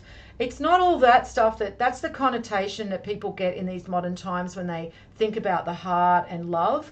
And that is not what I talk about at all. Okay, real love, and when you're coming from the heart, is actually just expressing yourself in the highest form of emotion that comes from a place of, you know, operating at a higher vibration and level of spirituality, you know, of, and I'm not saying that that I am always operating at that level, believe me, okay? I fall many times, okay? And I'm a very highly emotive person and reactive person, and I have had to work very hard to bring that side of myself into some control, because I can lash out and react in the moment, and I do, and I destroy a lot of friendships and a lot of relationships in the way that I have been reactive in the past. And so I've had to work on that, and you know, I am a work in progress like everybody else, guys. So please don't think when I'm talking about being a higher spiritual, you know, being and operating from a higher spiritual being, that I'm any type of guru that is acting all the time in that level, because I'm not, you know. And I often say the wrong thing, do the wrong thing, act in the wrong way, and I have to bring myself back into alignment. That's the key. All right, that's the key, bringing yourself back into alignment. Oh, so we've got a troll, have we? We've got a troll calling themselves Thyalwaysseek, real Thyalwaysseek. See, this is great, guys. When I have people that go out of their way to create profiles and to create a channel just so that they can go onto my stream to troll me, you know that you're triggering people. Because if I wasn't speaking the truth, why would they care? You know, why would you care if I was just talking bullshit? If I was just talking rubbish, why would you care? Why would you bother? It's because that I'm triggering you, because I'm telling you things that you can't handle, because it's showing you your own failures, your own failure of being a human, of being a higher operating spiritual human. You can't handle it. You can't handle it. And so the only way you can do that is to work from your base nature and to act out from your base nature and to lash out at me by either calling me names, creating false accounts, which I'll just block later, okay? And Lisa Marie will just continue to delete and to remove you and put you in timeout until after the stream where I can block you. So all you've done is confirm everything that I'm saying. So thank you for that. Thank you. Thank you to all you trolls. Thank you to all you haters, because you know what you've done? You have just motivated me so much more. So from the bottom of my heart, guys, the bottom of my spiritual heart to my throat chakra and my third eye, thank you. Thank you so much for being that motivation for me. Right, so let's go on to the principle of rhythm, because this one is a really important one, guys. And the reason it's important is because it's literally the cycle that we exist in and that they have removed. So all they had to do to remove the cycle in which we exist in, and to remove an understanding of the cycle in which we exist in, and remove an understanding of ourselves, was just to negate the great year. Even though, and I've got a video on my channel, every single culture talks about the great year, okay, the Hindu, the ancient Greek, the ancient Romans, the ancient Egyptians, the Peruvians, the Persians, I should say, no, the Peruvians and the ancient Persians, they all talk about it, okay, the Norse, everybody talks about this cycle, okay, this ending of the great year, this cataclysm, this apocalypse, this Armageddon, which results in a rebirth into a new cycle. And yet nobody talks about it in the New Age community. Okay, it's rarely spoken about. And if it is spoken about, it's just, you know, referred to because of the Hindu Kala Yuga, or the Hindu Yuga. We're in the Kala Yuga now. We're moving into the Satya Yuga. And even the Hindu are ignorant to the cycle because they've been infiltrated. Their religion has been infiltrated at the higher levels, and they've been made to believe that the Kali Yuga lasts millions of years, okay, and that the Yuga cycle lasts millions of years. Okay, there's nowhere in the Hindu texts that say that the Yugas last millions of years. They have just mathematically calculated this based on the verses, the parables, the symbols, the mythologies in the Hindu text, and then they have translated that to mean millions of years. So that means people don't have to worry about it, especially the Hindu, because the Hindu know at the end of the Kali Yuga, Kalki comes along, the destroyer of filth. And Kalki, and I am literally talking about Kalki, and he is on the screen now, the destroyer of filth, and he can be likened to the 4 horsemen of the apocalypse. He is going to get rid of all of these souls that are working against creation, and they're going to be removed from the physical plane, but then they will be removed completely when we go into the weighing of the heart and the full apocalypse. But before the apocalypse, the full apocalypse, when we are at the spiritual level of the apocalypse, because we're going to be moving into it physically, and that is when we're going to see the divine illuminate, and we're going to know who the divine are amongst us. And they are going to come and clean up the mess that we've created. Because while they've been away, we were supposed to be looking after, the garden. And they were away, and now they've come back, and we're the guests in their garden. It's a good way to look at it. And we've pretty much screwed up big time. I mean, look at what we've done. And that is not going to go across really, they're not going to like that. And so they are going to clean up the mess they've made. And unfortunately, that's not going to be a very enjoyable experience for any of us. And so that is all dependent on the cycle of the ether, which moves like the ocean onto the material plane, and then it recedes from the material plane where we're in the lower ages, and now the tide's moving back in.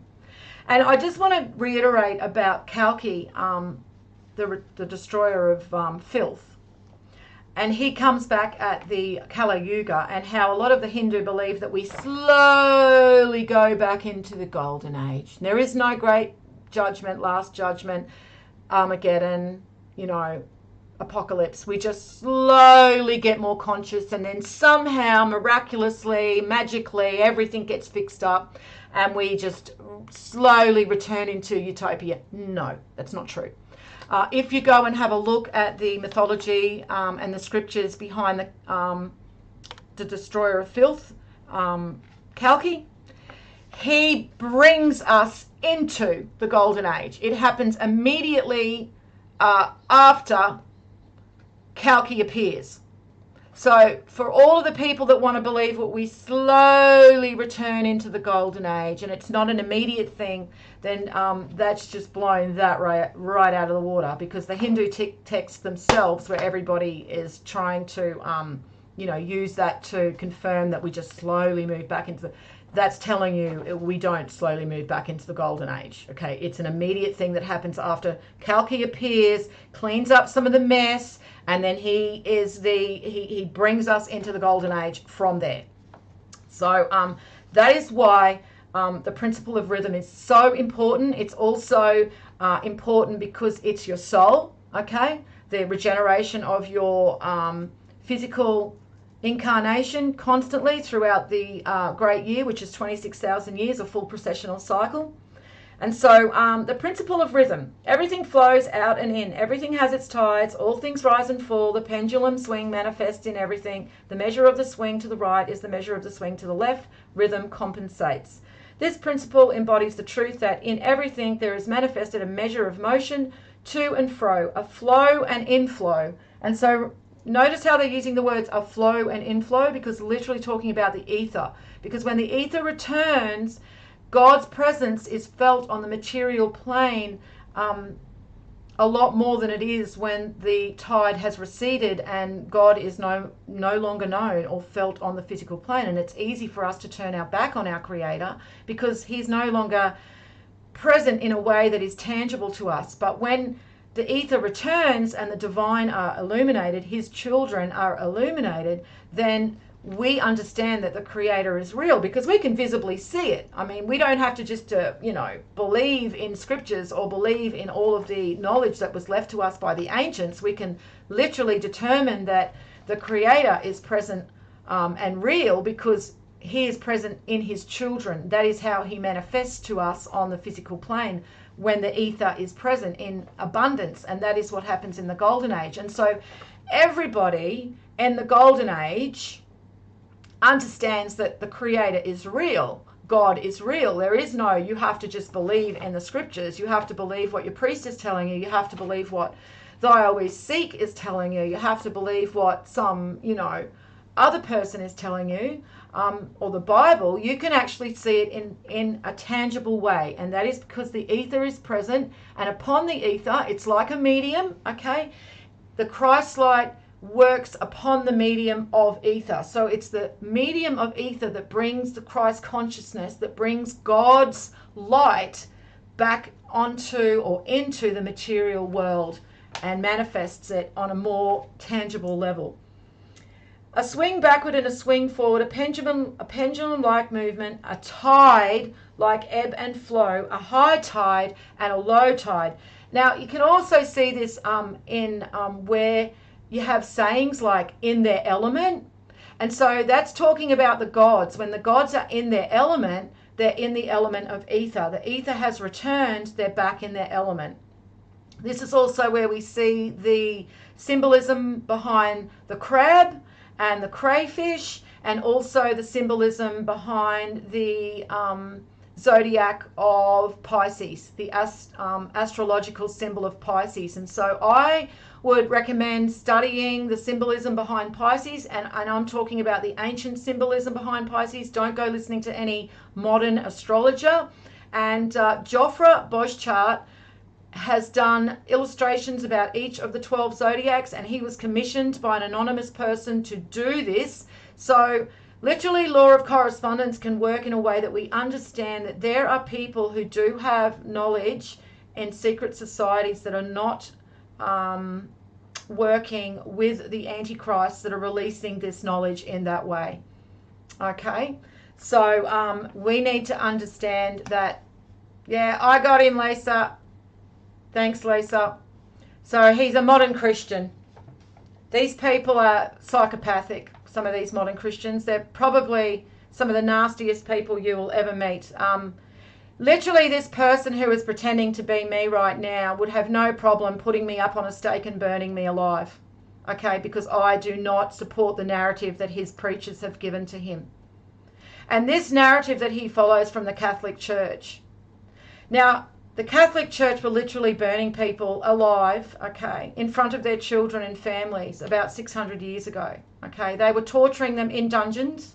They killed and slaughtered about 1 million Cathars, literally going into villages and hacking them to pieces in front of their children, okay, hacking them to pieces in front of their family, in front of the entire village.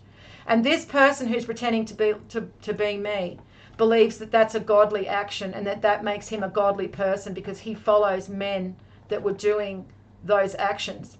Now, he will claim not to be a Catholic, but he is a Catholic because he follows the Catholic canon.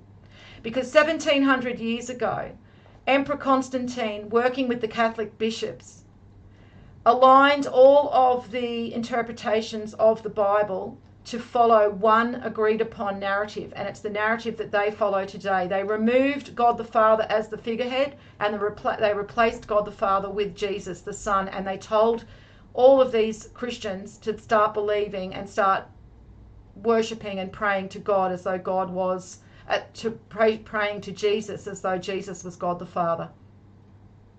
And they still do it to this day. They elevate the Son to be equal to the Father, because they still follow Catholic canon. So this is why you can see this person is working with his demons. Okay, no doubt it's probably his demons encouraging him into this behavior, because he's operating at such a low level of vibration that he is susceptible to the nefarious ethereal elements beyond the physical. Because just as there are higher ethereal beings that we call angels, there are lower creatures of the ethereal plane, okay, that work to attach themselves to people that are operating at a very base level of vibration, which is what this person is operating at. And he deludes himself that he is a spiritual person, and attacking me, he thinks, makes him more spiritual. So as I said, these are the same people who would have burned me at the stake 600 years ago and then claimed to be doing it because they were holy and spiritual and Christ-like. So all you can do is just feel sympathy and pity for these people, because their fate is the abyss, okay? And that is going to be not very pleasant for them. And as I said, when Jesus is returned, these are the people where they run up to Jesus and they say, Jesus, but we were worshipping you, we were praising you, we were, doing works in your name. And Jesus turns around and says, away from me, you worker of lawlessness, I never knew you. I never knew you. You disgust me. All right, let's go on to more important subject matters, which is the principle of rhythm. And so this is the affairs of the universe, suns, worlds, men, animal, mind, energy, matter. So we can see the principle of rhythm in everything in life. I mean, not only in the way that we, incarnate physically, constantly throughout the great year, not only in the way that the great year turns, but even in the way the planets and their movements of the heavens are like wheels. And we see that in the vision of Ezekiel, how he can see the wheels turning. Okay, and we see that in a lot of the alchemical diagrams. We see that in the tarot, in the Wheel of Fortune.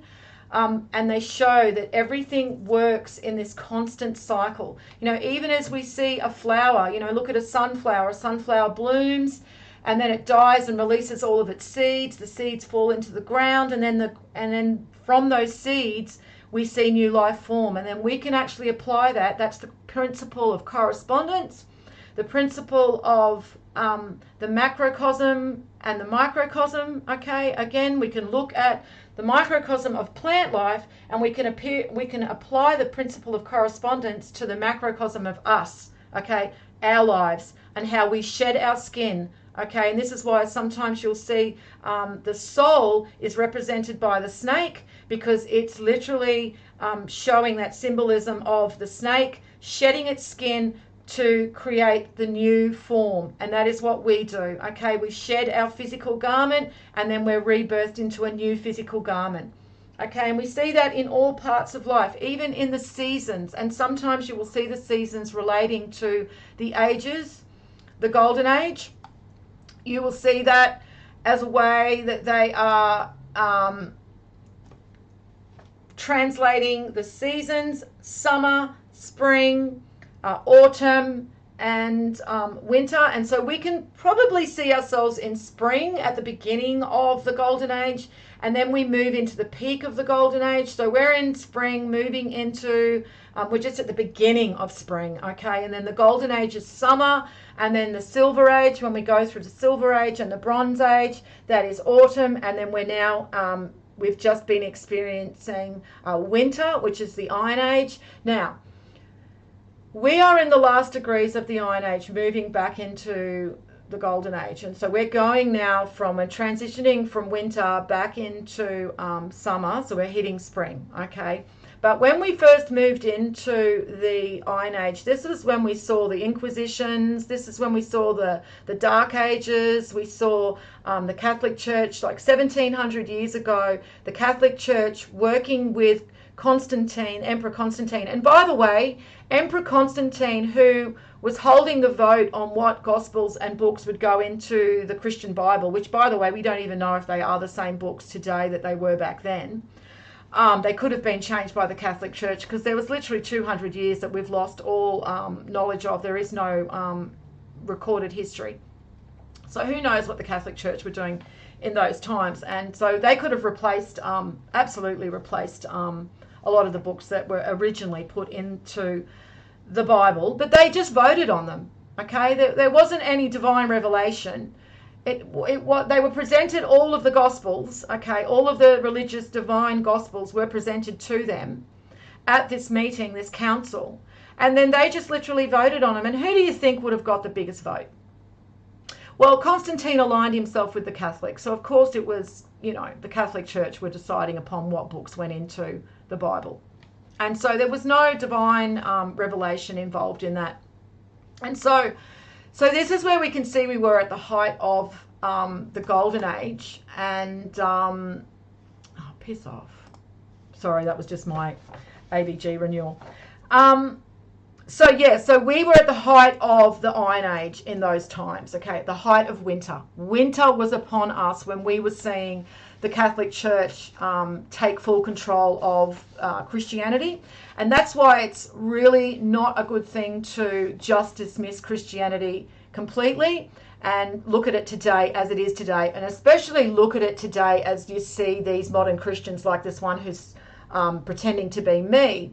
When you see the behavior of these types of people, it literally makes you believe that the entire Christian religion is this same type of mentality as these type of people, because they have gone to bastardize and denigrate the religion of Christianity. But really what it was is just a vehicle for the Antichrist to push through their narrative and then just fool idiots like this one here who get triggered when they're told that they're following a false path provided to them by the Antichrists, and they can't handle it.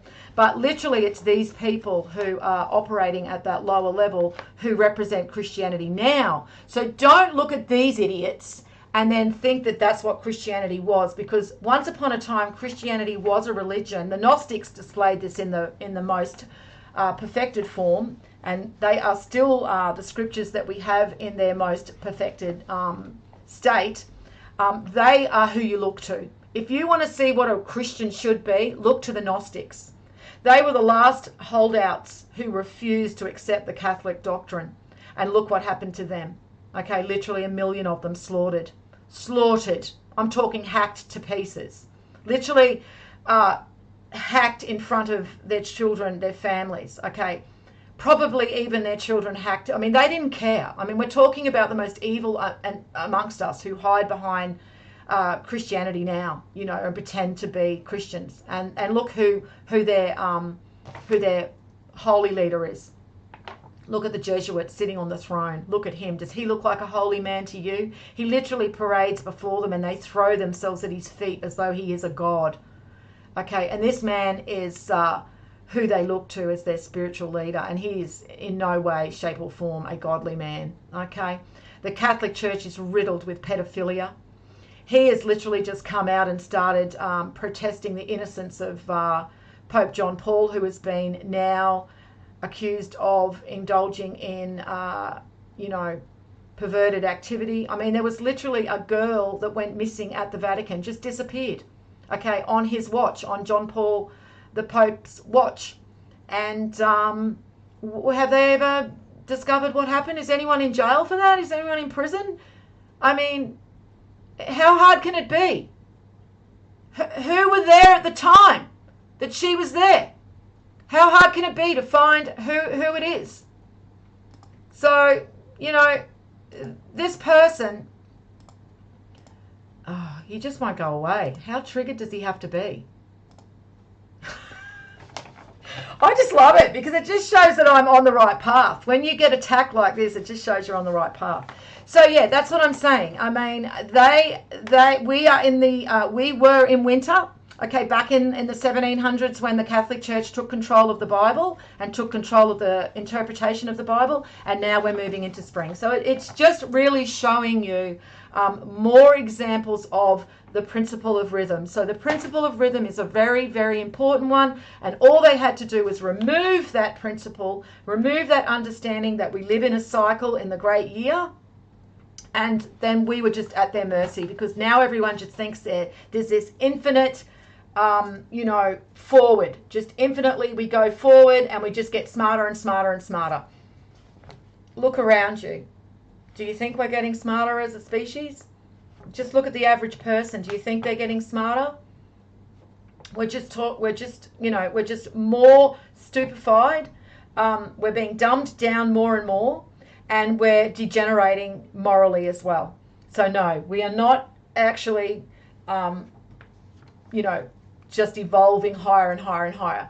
Do we evolve higher in each cycle? Yeah, I think that that's a possibility, that we could actually, with each subsequent cycle of the great year, we move up a degree and we move up a degree and we just keep doing that by degree. I can see that that could actually be something that is, apparent, a logical conclusion. I mean, it could be, but we do know as an absolute fact that we live in a cycle, and we can see this all around us in nature, and we can apply this to every single part of nature, including the cycle of our civilizations. And we see that civilizations rise and fall as well. We can actually, see that just around us with evidence of ancient civilizations who were, by the way, intellectually superior to us today, because we do not have engineers that could replicate the Great Pyramid. Okay, and apparently that was built in 30 years, according to our scholars, who, by the way, all universities were, established by the religious organisations, the Catholic Church. Okay, and they want us to believe that the Great Pyramid was built by ropes and logs, and it's just, the more we are becoming conscious in these times, because just because we are becoming conscious doesn't mean that we are expressing that consciousness in a material way, because we are allowing ourselves to be stupefied and led down a different path, and the wrong path, and the path of stupid. But just because we are actually now starting to question, you do see a lot more people, looking at that explanation given to us 60 years ago in the universities, ropes and logs, and just realizing that that doesn't make sense, that there's absolutely no way that they could have built those pyramids with ropes and logs, even quarried those stones in their complete form at quarries that are hundreds and hundreds of miles away, transported them. There's no way to know how they did that with ropes and logs, no ways they could have done that with ropes and logs. Then people are starting to question that. And so that's where we can see that we are starting to become more conscious, but then we're actually just being, herded down incorrect paths when we start having that questioning. So, well, we understand the principle of vibration, don't we, guys? So if we understand the principle of vibration, we can understand how they moved those huge big granite blocks into place on those pyramids, and how they built those pyramids, because they had access to skills. And this would have probably been about 12,000 years ago, and there are now more geologists and academics who are agreeing that the pyramid is a lot long, the Great Pyramids are a lot older than just a few thousand years old, that they look like they're about 12,000 years old. And that would make sense, because that would mean they were built directly after we entered into the Silver Gate, because there is a cataclysm at 12,005, like halfway through the cycle, there's a cataclysm that shakes us out of the Golden Age, and kind of redistributes everything again, and we kind of have to build once again, and then we start going down the second half of the great year. And at that first entry into the Silver Gate after that cataclysm, that is when the pyramids were built. And those amongst us, the divine souls amongst us, still had access to their gifts, their divine gifts, and they were able to build these structures that are just mind-blowing to us today, and that they cannot explain. They cannot explain how these structures were created. Right, so there is a little bit more into the principle of rhythm, but I'll let you guys go and seek that one out for yourself. Let's keep moving along so we don't go over too much. I want to keep this to around 2.5 hours if I can. So the principle of cause and effect. This is another one to do with destiny and fate. I did my last live stream about destiny and fate. The principle of cause and effect. Every cause has its effect. Every effect has its cause. Everything happens according to law. Chance is but a name for law, not recognized, and there are many planes of causation and nothing escapes the law. This principle embodies the fact that there is a cause for every effect, an effect from every cause. It explains that everything happens according to law and nothing ever merely happens, that there is no such thing as chance, and while there are various planes of cause and effect, the higher dominating the lower planes, still nothing ever entirely escapes the law. So I'm not going to continue going on too much into that, because I did just do a live stream about this principle of cause and effect. I just will finish the last part of this, because it says, but the masters rising the plane above, here we go. The masses of people are carried along obedient to environment, the wills and desires of others stronger than themselves, hereditary, suggestion, and other outward causes moving them about like pawns on the chessboard of life. So they're literally giving a connection to the symbolism of the checkerboard and the chessboard, which I showed in that last live stream, which was all about cause and effect and destiny and fate. So it shows you this in the Hermetic texts as well. But the masters rising to the plane above dominate their moves, characters, qualities, and powers, as well as the environment surrounding them, and become movers instead of pawns. They help to play the game of life instead of being played and moved about by the wills and environment. They use this principle instead of being its tools. The masters obey the causation of the higher planes, but they help to rule on their own plane. In this statement, there is a condensed wealth of Hermetic knowledge. Let him read who can. So basically, when it says that we can determine our own fates and destinies, we can do this to a certain level, because we are actually at the mercy of those who do have full control of the material plane to a certain way. Okay, but they can never really fully control us at that spiritual soul level. Okay, so as soon as you understand yourself on that really deep, deep level, that you have the Christ within, that you have a fragment of Christ within you, that you do have a divine nature, that you have the ability to be immortal if you do not transgress divine law, when you know that you are a soul on that level, and that your mortal coil is merely just a garment, just a physical garment that is the container for your soul, you have taken your power back, and they no longer have power over you.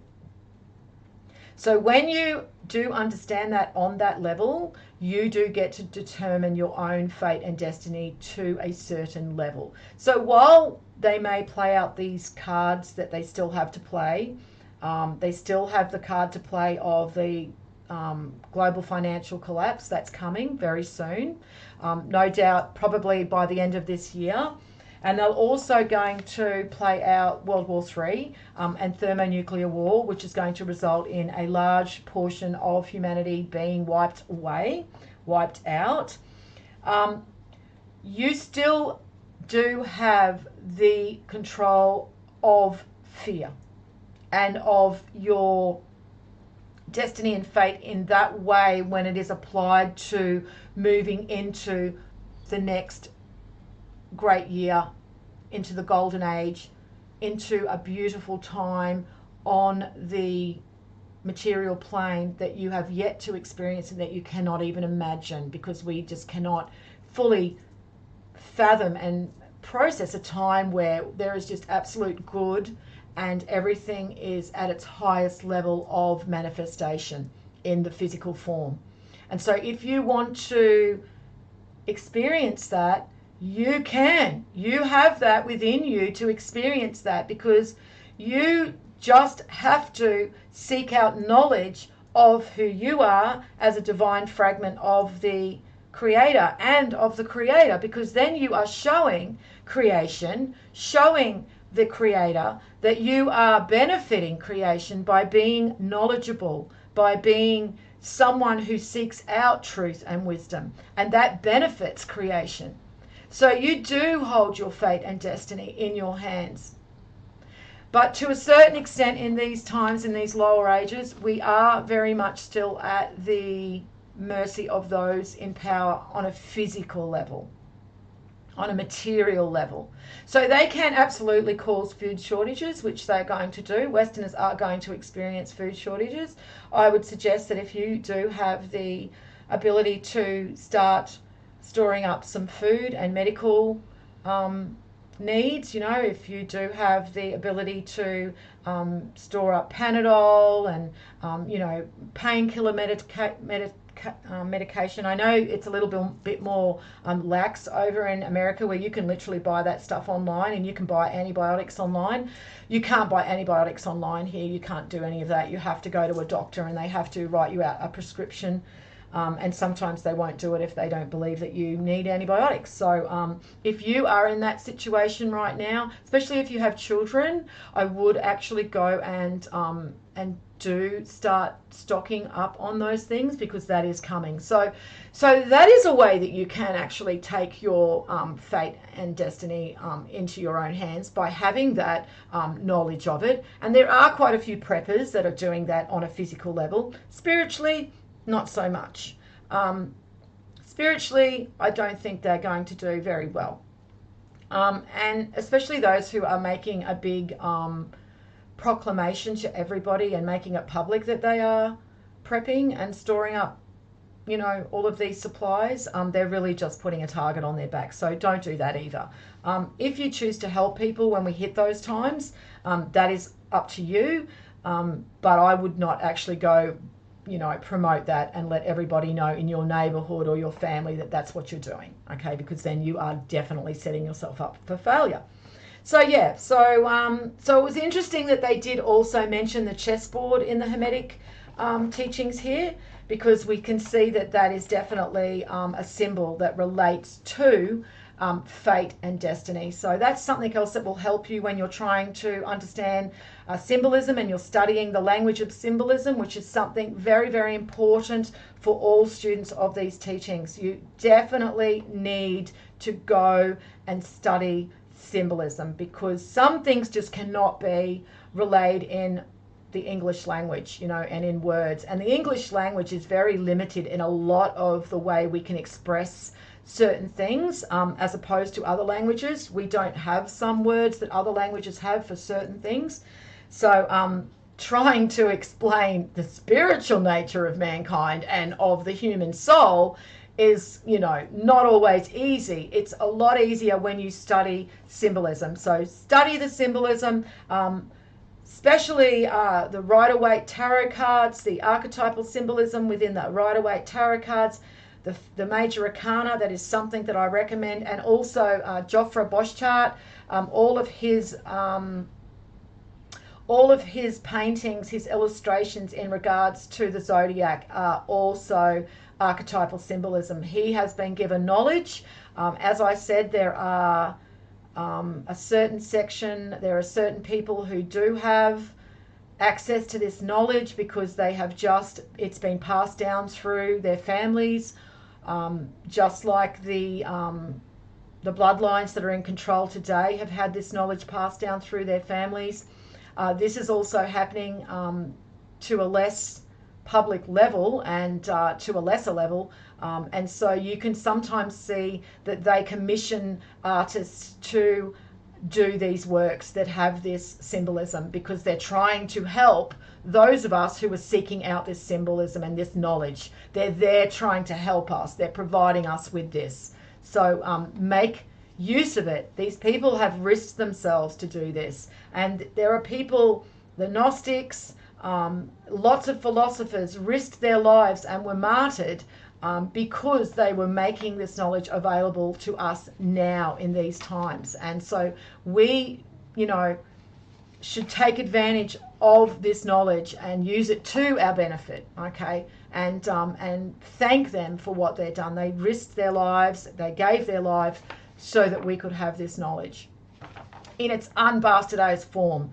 Not like the Christians, modern Christians today, who think all they have to do is rock up to church on a Saturday or Sunday and listen to their preacher tell them what the Catholic Church want them to believe. All right, principle of gender. This is going to trigger a few algorithms on YouTube. Gender is in everything. Everything has its masculine and feminine principle. Gender manifests on all planes. And so again, we can see this is how the Antichrists are trying to destroy us as a divine fragment of the Creator, and a divine emanation and divine part of creation. They want to destroy that completely. And so they are trying to basically destroy the differences between the souls, because it happens on a soul level as well. It's not just in physical form, because as we know, when we apply the law of correspondence, everything mentally, everything spiritually, everything physically. So if gender manifests in the physical form, okay, remember what it said when we looked at the first principle of correspondence, we can understand the physical by applying, or we can understand the spiritual and mental by applying what happens in the physical around us to the spiritual and mental. So if we are male and female in the physical, then that means we are male and female in the spiritual, and we are male and female in the mental. Okay, and again, when we look at the yin yang symbol, it is representing the soul when it's first created from the creator, from the mind of the all, from God. It's created whole. Once it creates, just like the cell splits, the soul splits to male and female. And then the male and female soul, it still contains a fragment of each of it in the other, okay, which is why we see in the yin yang, we see that small dot within the yang and the small dot within the yin, and that is because they are connected still, but then they are birthed into the physical material garment to experience life on the material plane. And many times in their incarnations, their destined paths will cross, because as I said, they are always connected from that time that they were created from the Creator, from God. And this happens at the divine level to a higher degree for the divine souls, but also everything that happens with the divine souls always happens at a different degree with the human soul. So the mortal souls, we all have a other half to our soul. We all have our other half. And if we are lucky enough, we find that other half through our incarnations. And if we are lucky enough to walk the path of the divine laws, and we don't transgress the divine laws, we understand who we are as a soul, we understand this knowledge at the level that we should, because we're actively seeking out the truth, we understand who our Creator is, we will pass judgment, and hopefully our soul, our other half of our soul, will also pass judgment, because they have also not transgressed, and that's going to be very few for the humans, because remember how I said it happens at a different degree. So unfortunately for human souls, it's not a given that you are going to find your exact other soul, exact other part to move into the golden age. That will happen to some. It will be very few, and my respect fully to any mortal soul that finds the other half of their mortal soul, and both of their halves have managed to find to go through the weighing of the heart and make it through into the golden age together, because they should be respected over every single soul, including the divine soul, as far as I'm concerned, because the divine souls, it's a given.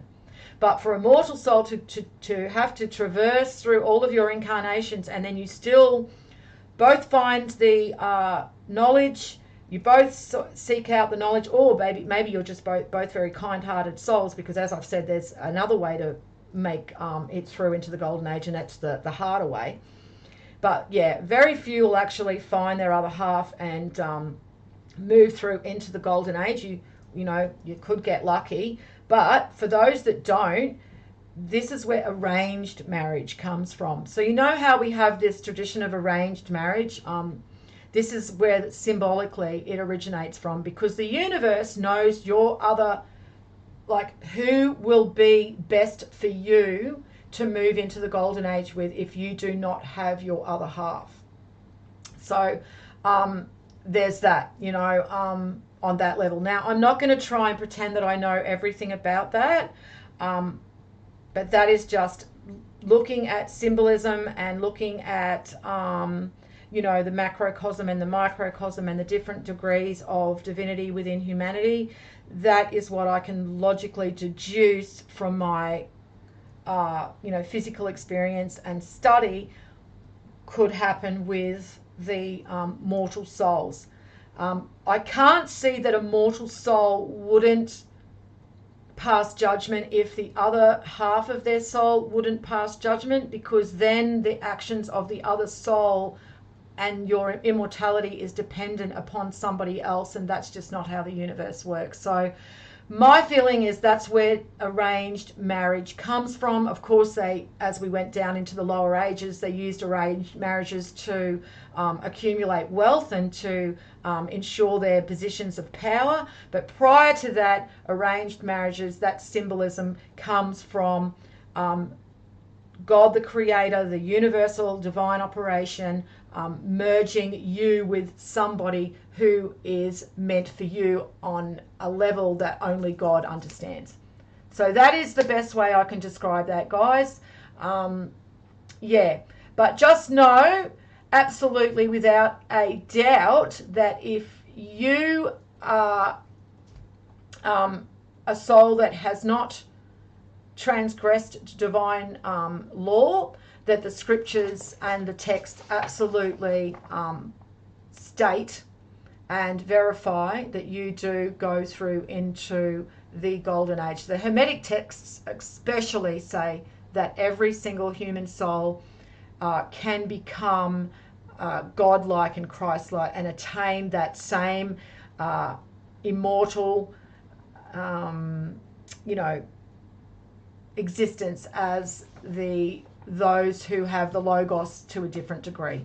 So that's what makes me think that that there will be an arranged partnership, that you will be matched with someone that, and I mean, we're talking about the Creator. I mean, He's going to know who you are at your very level, down to your very essence. So He is going to know who, you know, and He is the Creator. So you will, you know, it's not like it's going to be a blind date and you don't like the person. Okay, you're going to absolutely be so thankful that you met that other half.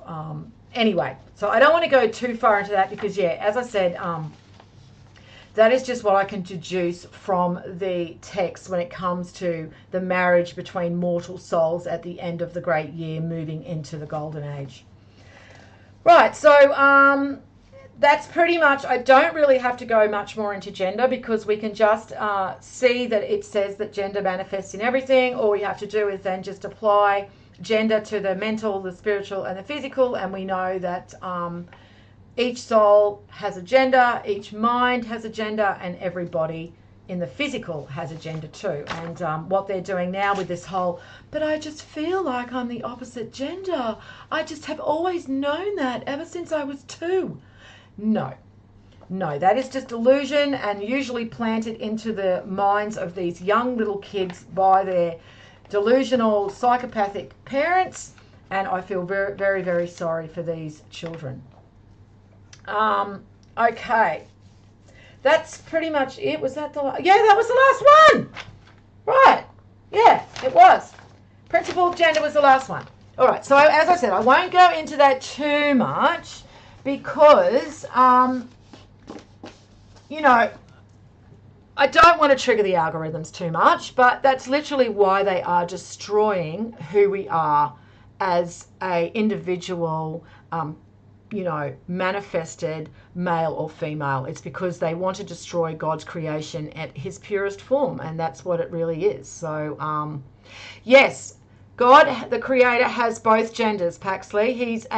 God is androgynous, and I have read out many texts from the scriptures in past live streams that do the Zohar, the Gospel of the Holy 12, and many other texts state that God is androgynous. So I default God to him and he and father, because that's just what I, personally prefer. But as I've said, if you prefer to see God as a female, as a goddess, that's up to you. As long as you understand that there is one creator, it's not two creators. God carries both genders within himself. Okay, and then upon creation, we split. So the soul is created with both genders, and then upon creation, the soul splits. Okay, and so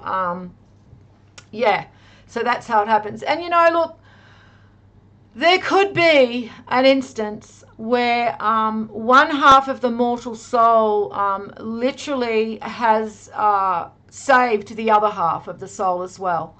That could be the case as well. It could be that if one half of the mortal soul is weighed and measured and found to be very virtuous, then that can actually aid in the salvation of the other half of the soul, who may not have transgressed bad, very much, but just is a little lacking. I mean, it could work in that way too. So unfortunately, guys, I don't have all the answers. I can just tell you what I have researched to the level that I have researched and that I understand. Unfortunately, we're working with fragments of knowledge that have been left over from the destruction of the Catholic Church, because as we know, after the Catholic Church took control of the Bible 1700 years ago and instated their canon, and that's the canon that all Christians today follow. I mean, they will proclaim that they're not Catholic, but you have a look at every single Christian, they actually interpret the scriptures exactly the same way as the Catholic Church does, because they all follow exactly the same canon. And so once the Catholic Church took control of the canon, then they wanted to remove everything else that didn't align with that canon, specifically the worship of God, the Creator. They wanted to replace the Godhead with Jesus. So anything that mentioned God, the Creator, in absolute black and white was removed. And anything that mentioned the Christ within, they couldn't remove all of the scriptures, and they were very worried that other scriptures would surface later, because there were lots of scriptures that were hidden. And we see that the Nag Hammadi scriptures were hidden and were only discovered this century. So, they were worried that that was going to happen. And if you actually read the Gospel of Thomas, which I'm going to start decoding in my next live stream, I will begin decoding the Gospel of Thomas, and that may take a few live streams, but I do think it's important that we give reverence to the Gnostic Christians, because they are the true Christians. But those Nag Hammadi Gospels, if you read the Gospel of Thomas and read the Book of Matthew, you can actually see where the Catholic Church have edited the Gospel of Thomas and the Book of Matthew. So it's literally just, and when we say the Gospel of Thomas and the Book of Matthew, it doesn't mean that the apostles and disciples that were relating that knowledge were called Matthew and were called Philip and were called Thomas. It's just, they are, once again, symbolic names, just like Jesus is a symbolic name.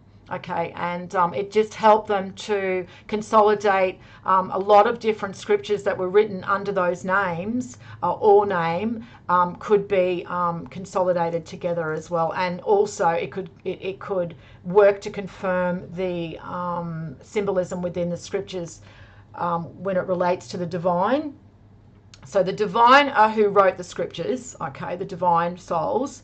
And we can see that because Matthew, Luke, John, that all relates to the four creatures.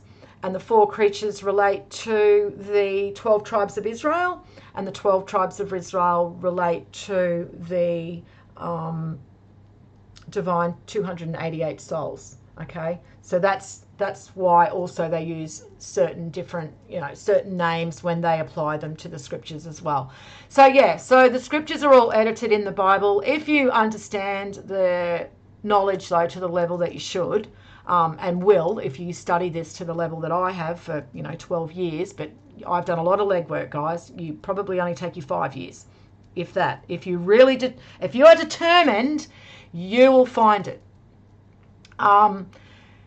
Then you will start to be able to read any scripture from the Catholic Church and understand where they have edited those scriptures. People like this dude that keeps spamming and trolling and pretending to be me, he doesn't understand the scriptures. So he just regurgitates what the Catholic Church have told him to believe. Like, he is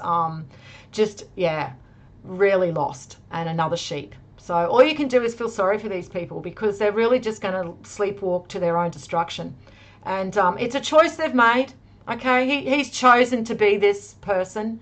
He's chosen to operate at this low level of vibration. He's chosen to lash out. He's chosen to abuse me. He's made that free will choice for himself. So his own destruction was brought about by himself. I mean, he could just ignore me. He doesn't have to come onto my live streams and attack me and abuse me. But he has chosen to act out in that low energy behavior. And so he will, reap what his actions and his free will has determined for himself. So he has nobody to blame but himself. All right, well, I'm going to leave it there, guys. And maybe they are confused that their other half is entering them due to ignorance. They don't understand. I don't understand what you're saying there, Edna. I have no clue what you mean that their other half is entering them. How does the other half enter them? I don't get that. That if you're trying to say that someone's soul is entering to someone's soul, no, you can't enter into each other's soul. Can you enter into somebody's body? See, what you're doing there, Edna, is you're not applying the principle of correspondence. And this is how you have been starting to make up your own beliefs. Okay, and that's why you use Hermetic science. So Hermetic science, okay, so if we can't enter into somebody's body physically, okay, then we can't actually enter into somebody's soul physically or spiritually, okay. So no, these people are confused because, one, our food is full of chemicals, okay, and they're using lots of estrogen in our food, they're using lots of hormones in our food, okay, and so physically we are getting feelings and manifestations within our physical body that are confusing us. And so people reach for, why am I feeling this way, or maybe because I'm another gender. The other thing is the power of influence. The power of influence is so strong, guys. That's why propaganda works, okay. That's why their best card is propaganda, because the power of influence is just so strong. And we are just literally on our phones 24/7. Our children, our teenagers have their faces literally glued to their phone every day. And there's no such thing as bisexual people, Edna. Okay? These are people that have been told to believe something. And as I said, when we have somebody that's got their face to their phone like a young child, very impressionable, how many of us as teenagers were lost and didn't know who we are, and went for a year or more where we were just we were very lost. We lacked confidence. We were going through a lot of changes. We were having surges of testosterone and estrogen, and all of those changes within our body were creating confusion within our mind and our soul and everything. I mean, it's a very confusing time, isn't it? Is anyone here going to say that when they, went through, maturity, when they went through puberty, that they weren't confused? Okay, no, we all were confused, okay, and we were all easily led because of that confusion, okay? It's at that age, you are fodder for anybody, for cults, for suggestions, anything. And so if you've got children who are constantly on their phone 24/7, who now in school at 7 are being taught about transgenders and being taught about homosexuality, you don't think that that's going to do something to them? Especially when they, turn into teenagers, especially when their parents are just sucking up all this shit too, because they just want to conform to society, because that's what they're brainwashed to do, to be accepting, okay? I mean, no, there's no such thing as bisexual, mate, all right? You are just someone who wants to indulge in a sexual persuasions of both sides. You want to experiment. It's basically experiment. Okay, that's all you want to do. You want to experiment. You're bored. You're bored with this one. I'm going to try this one. I'm adventurous. I want to experiment over there. Okay, and again, I'm not saying that anybody who is, indulged in this behavior is beyond redemption. Okay, we all have these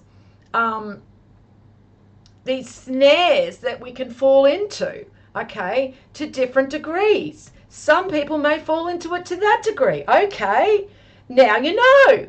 Now you know it's not a thing.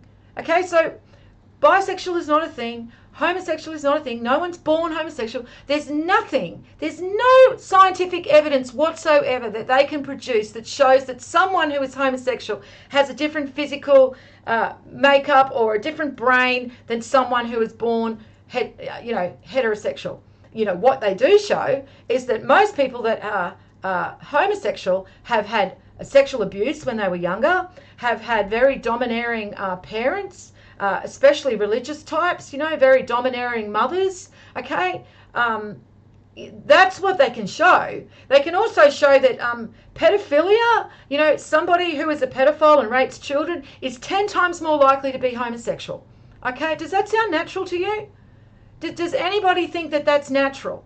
Okay, because it's not, all right? Now, what people want to do in their own rooms, I don't care. All right, I don't care. You can choose to be whatever you want. You can choose to be a dog. You can choose to be bisexual, homosexual, male, female, whatever. I do not care if you do it in your room, if you do it in your house, and you do it in privacy, right? As soon as you bring it to children, as soon as you force it on the general public, I've got a problem with it, okay? Leave the children alone. If somebody's 18 and they want to go and have gender reassignment surgery, that's fine. They're an adult. I would debate whether someone's an adult at 18. Okay? I think 25. I think we really aren't matured, and I think a lot of you would agree when you look back at your own lives that you were still pretty stupid at 18, even 21. I think 25, you're kind of starting to get it a bit. Okay? You kind of move through a lot of your phases, You've done with your, rebellious streak. Okay, some of it takes a bit longer. Me, personally, it was 30. Okay, 28, actually, 28, 29. But yeah, I think 25. But anyway, I'm not going to go down that path. But all I'm trying to tell you guys is that don't get caught up in this whole, they were born that way. They weren't. Okay, they were not born that way. That's just a belief, and that one that they want to desperately hold on to, and that other people that want to accept them desperately hold on to, okay? Because then it negates responsibility for behavior, okay? It's not a natural behavior. It works against natural law, okay? If everyone was going to engage in that, if everyone just decided tomorrow that, okay, I'm going to engage in that homosexual behavior, then we would just die out as a species, wouldn't we? So all of us want to think that our parents were heterosexual. Okay, not homosexual, all right? Because it's not natural law, and that's what it comes down to. It doesn't matter whether I agree with it on a personal level, okay? It's natural law. I'm talking about natural law. When I talk about this, it's natural law, okay? I'm not having a go at anybody that is having issues with those types of urges, okay? I'm not having a go, and I know a lot of people that do. They don't bring it to children, okay? I know there are a lot of people that don't bring it to children. What I'm saying is that natural law doesn't support that behavior. So that's what I teach here. And Hermetic science is natural law, and Hermetic science doesn't support, as you can see by the gender, the principle of gender, okay, that it doesn't support it, all right? So that's all I'm doing, just teaching you what the ancients knew the science was, and I'm bringing you that science. So I hope this has helped you guys. We've gone way over 2 hours 30 because I got caught up in that last little bit. But yeah, that's pretty much it. I can't really see anything else. Thoughts on the Colburn Bible? Yes, I would absolutely totally suggest and recommend the Colburn Bible to every single person listening to this stream right now. Go out and get yourself a hard copy. Your Ranchgirl book, no, do not recommend that text. The Plant Kingdom suddenly shows how reincarnation, absolutely, Red Club, you've got it, you've absolutely got it. It's working in a microcosm. The plant kingdom is working in a microcosm, and we can use the principle of correspondence to relate that to us at a higher level, absolutely.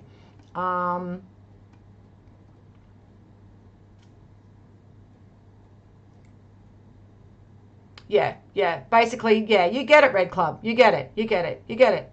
That's really good. You have got a very good grasp of it. That's great. Excellent. And I would suggest go and look up more of where you're heading, because you are in absolutely going down the right path there. Kudos to you. You get it. And that is a great thing, because it means that you are open to knowledge, and there's no reason that you cannot get this knowledge to the level that you need to get this knowledge. All right, guys. Well, I'm going to leave it here. Thank you for attending the stream. Sorry about the idiotic modern Christian who's so triggered that he needs to troll me and actually pretend to be me. But that's going to happen, guys. And especially now that I'm starting to do these streams every Monday, and it's becoming known, I'm going to start attracting more trolls. Okay, just get used to it, because it's going to happen. All right, well, look, guys, have a great week. Everyone that stuck around, thank you. I know it's gone on. And as I said, next stream, I'm going to start decoding the Gospel of Thomas as best I can. So hope to see you guys for that one. But have a great week, guys. And as always, peace out.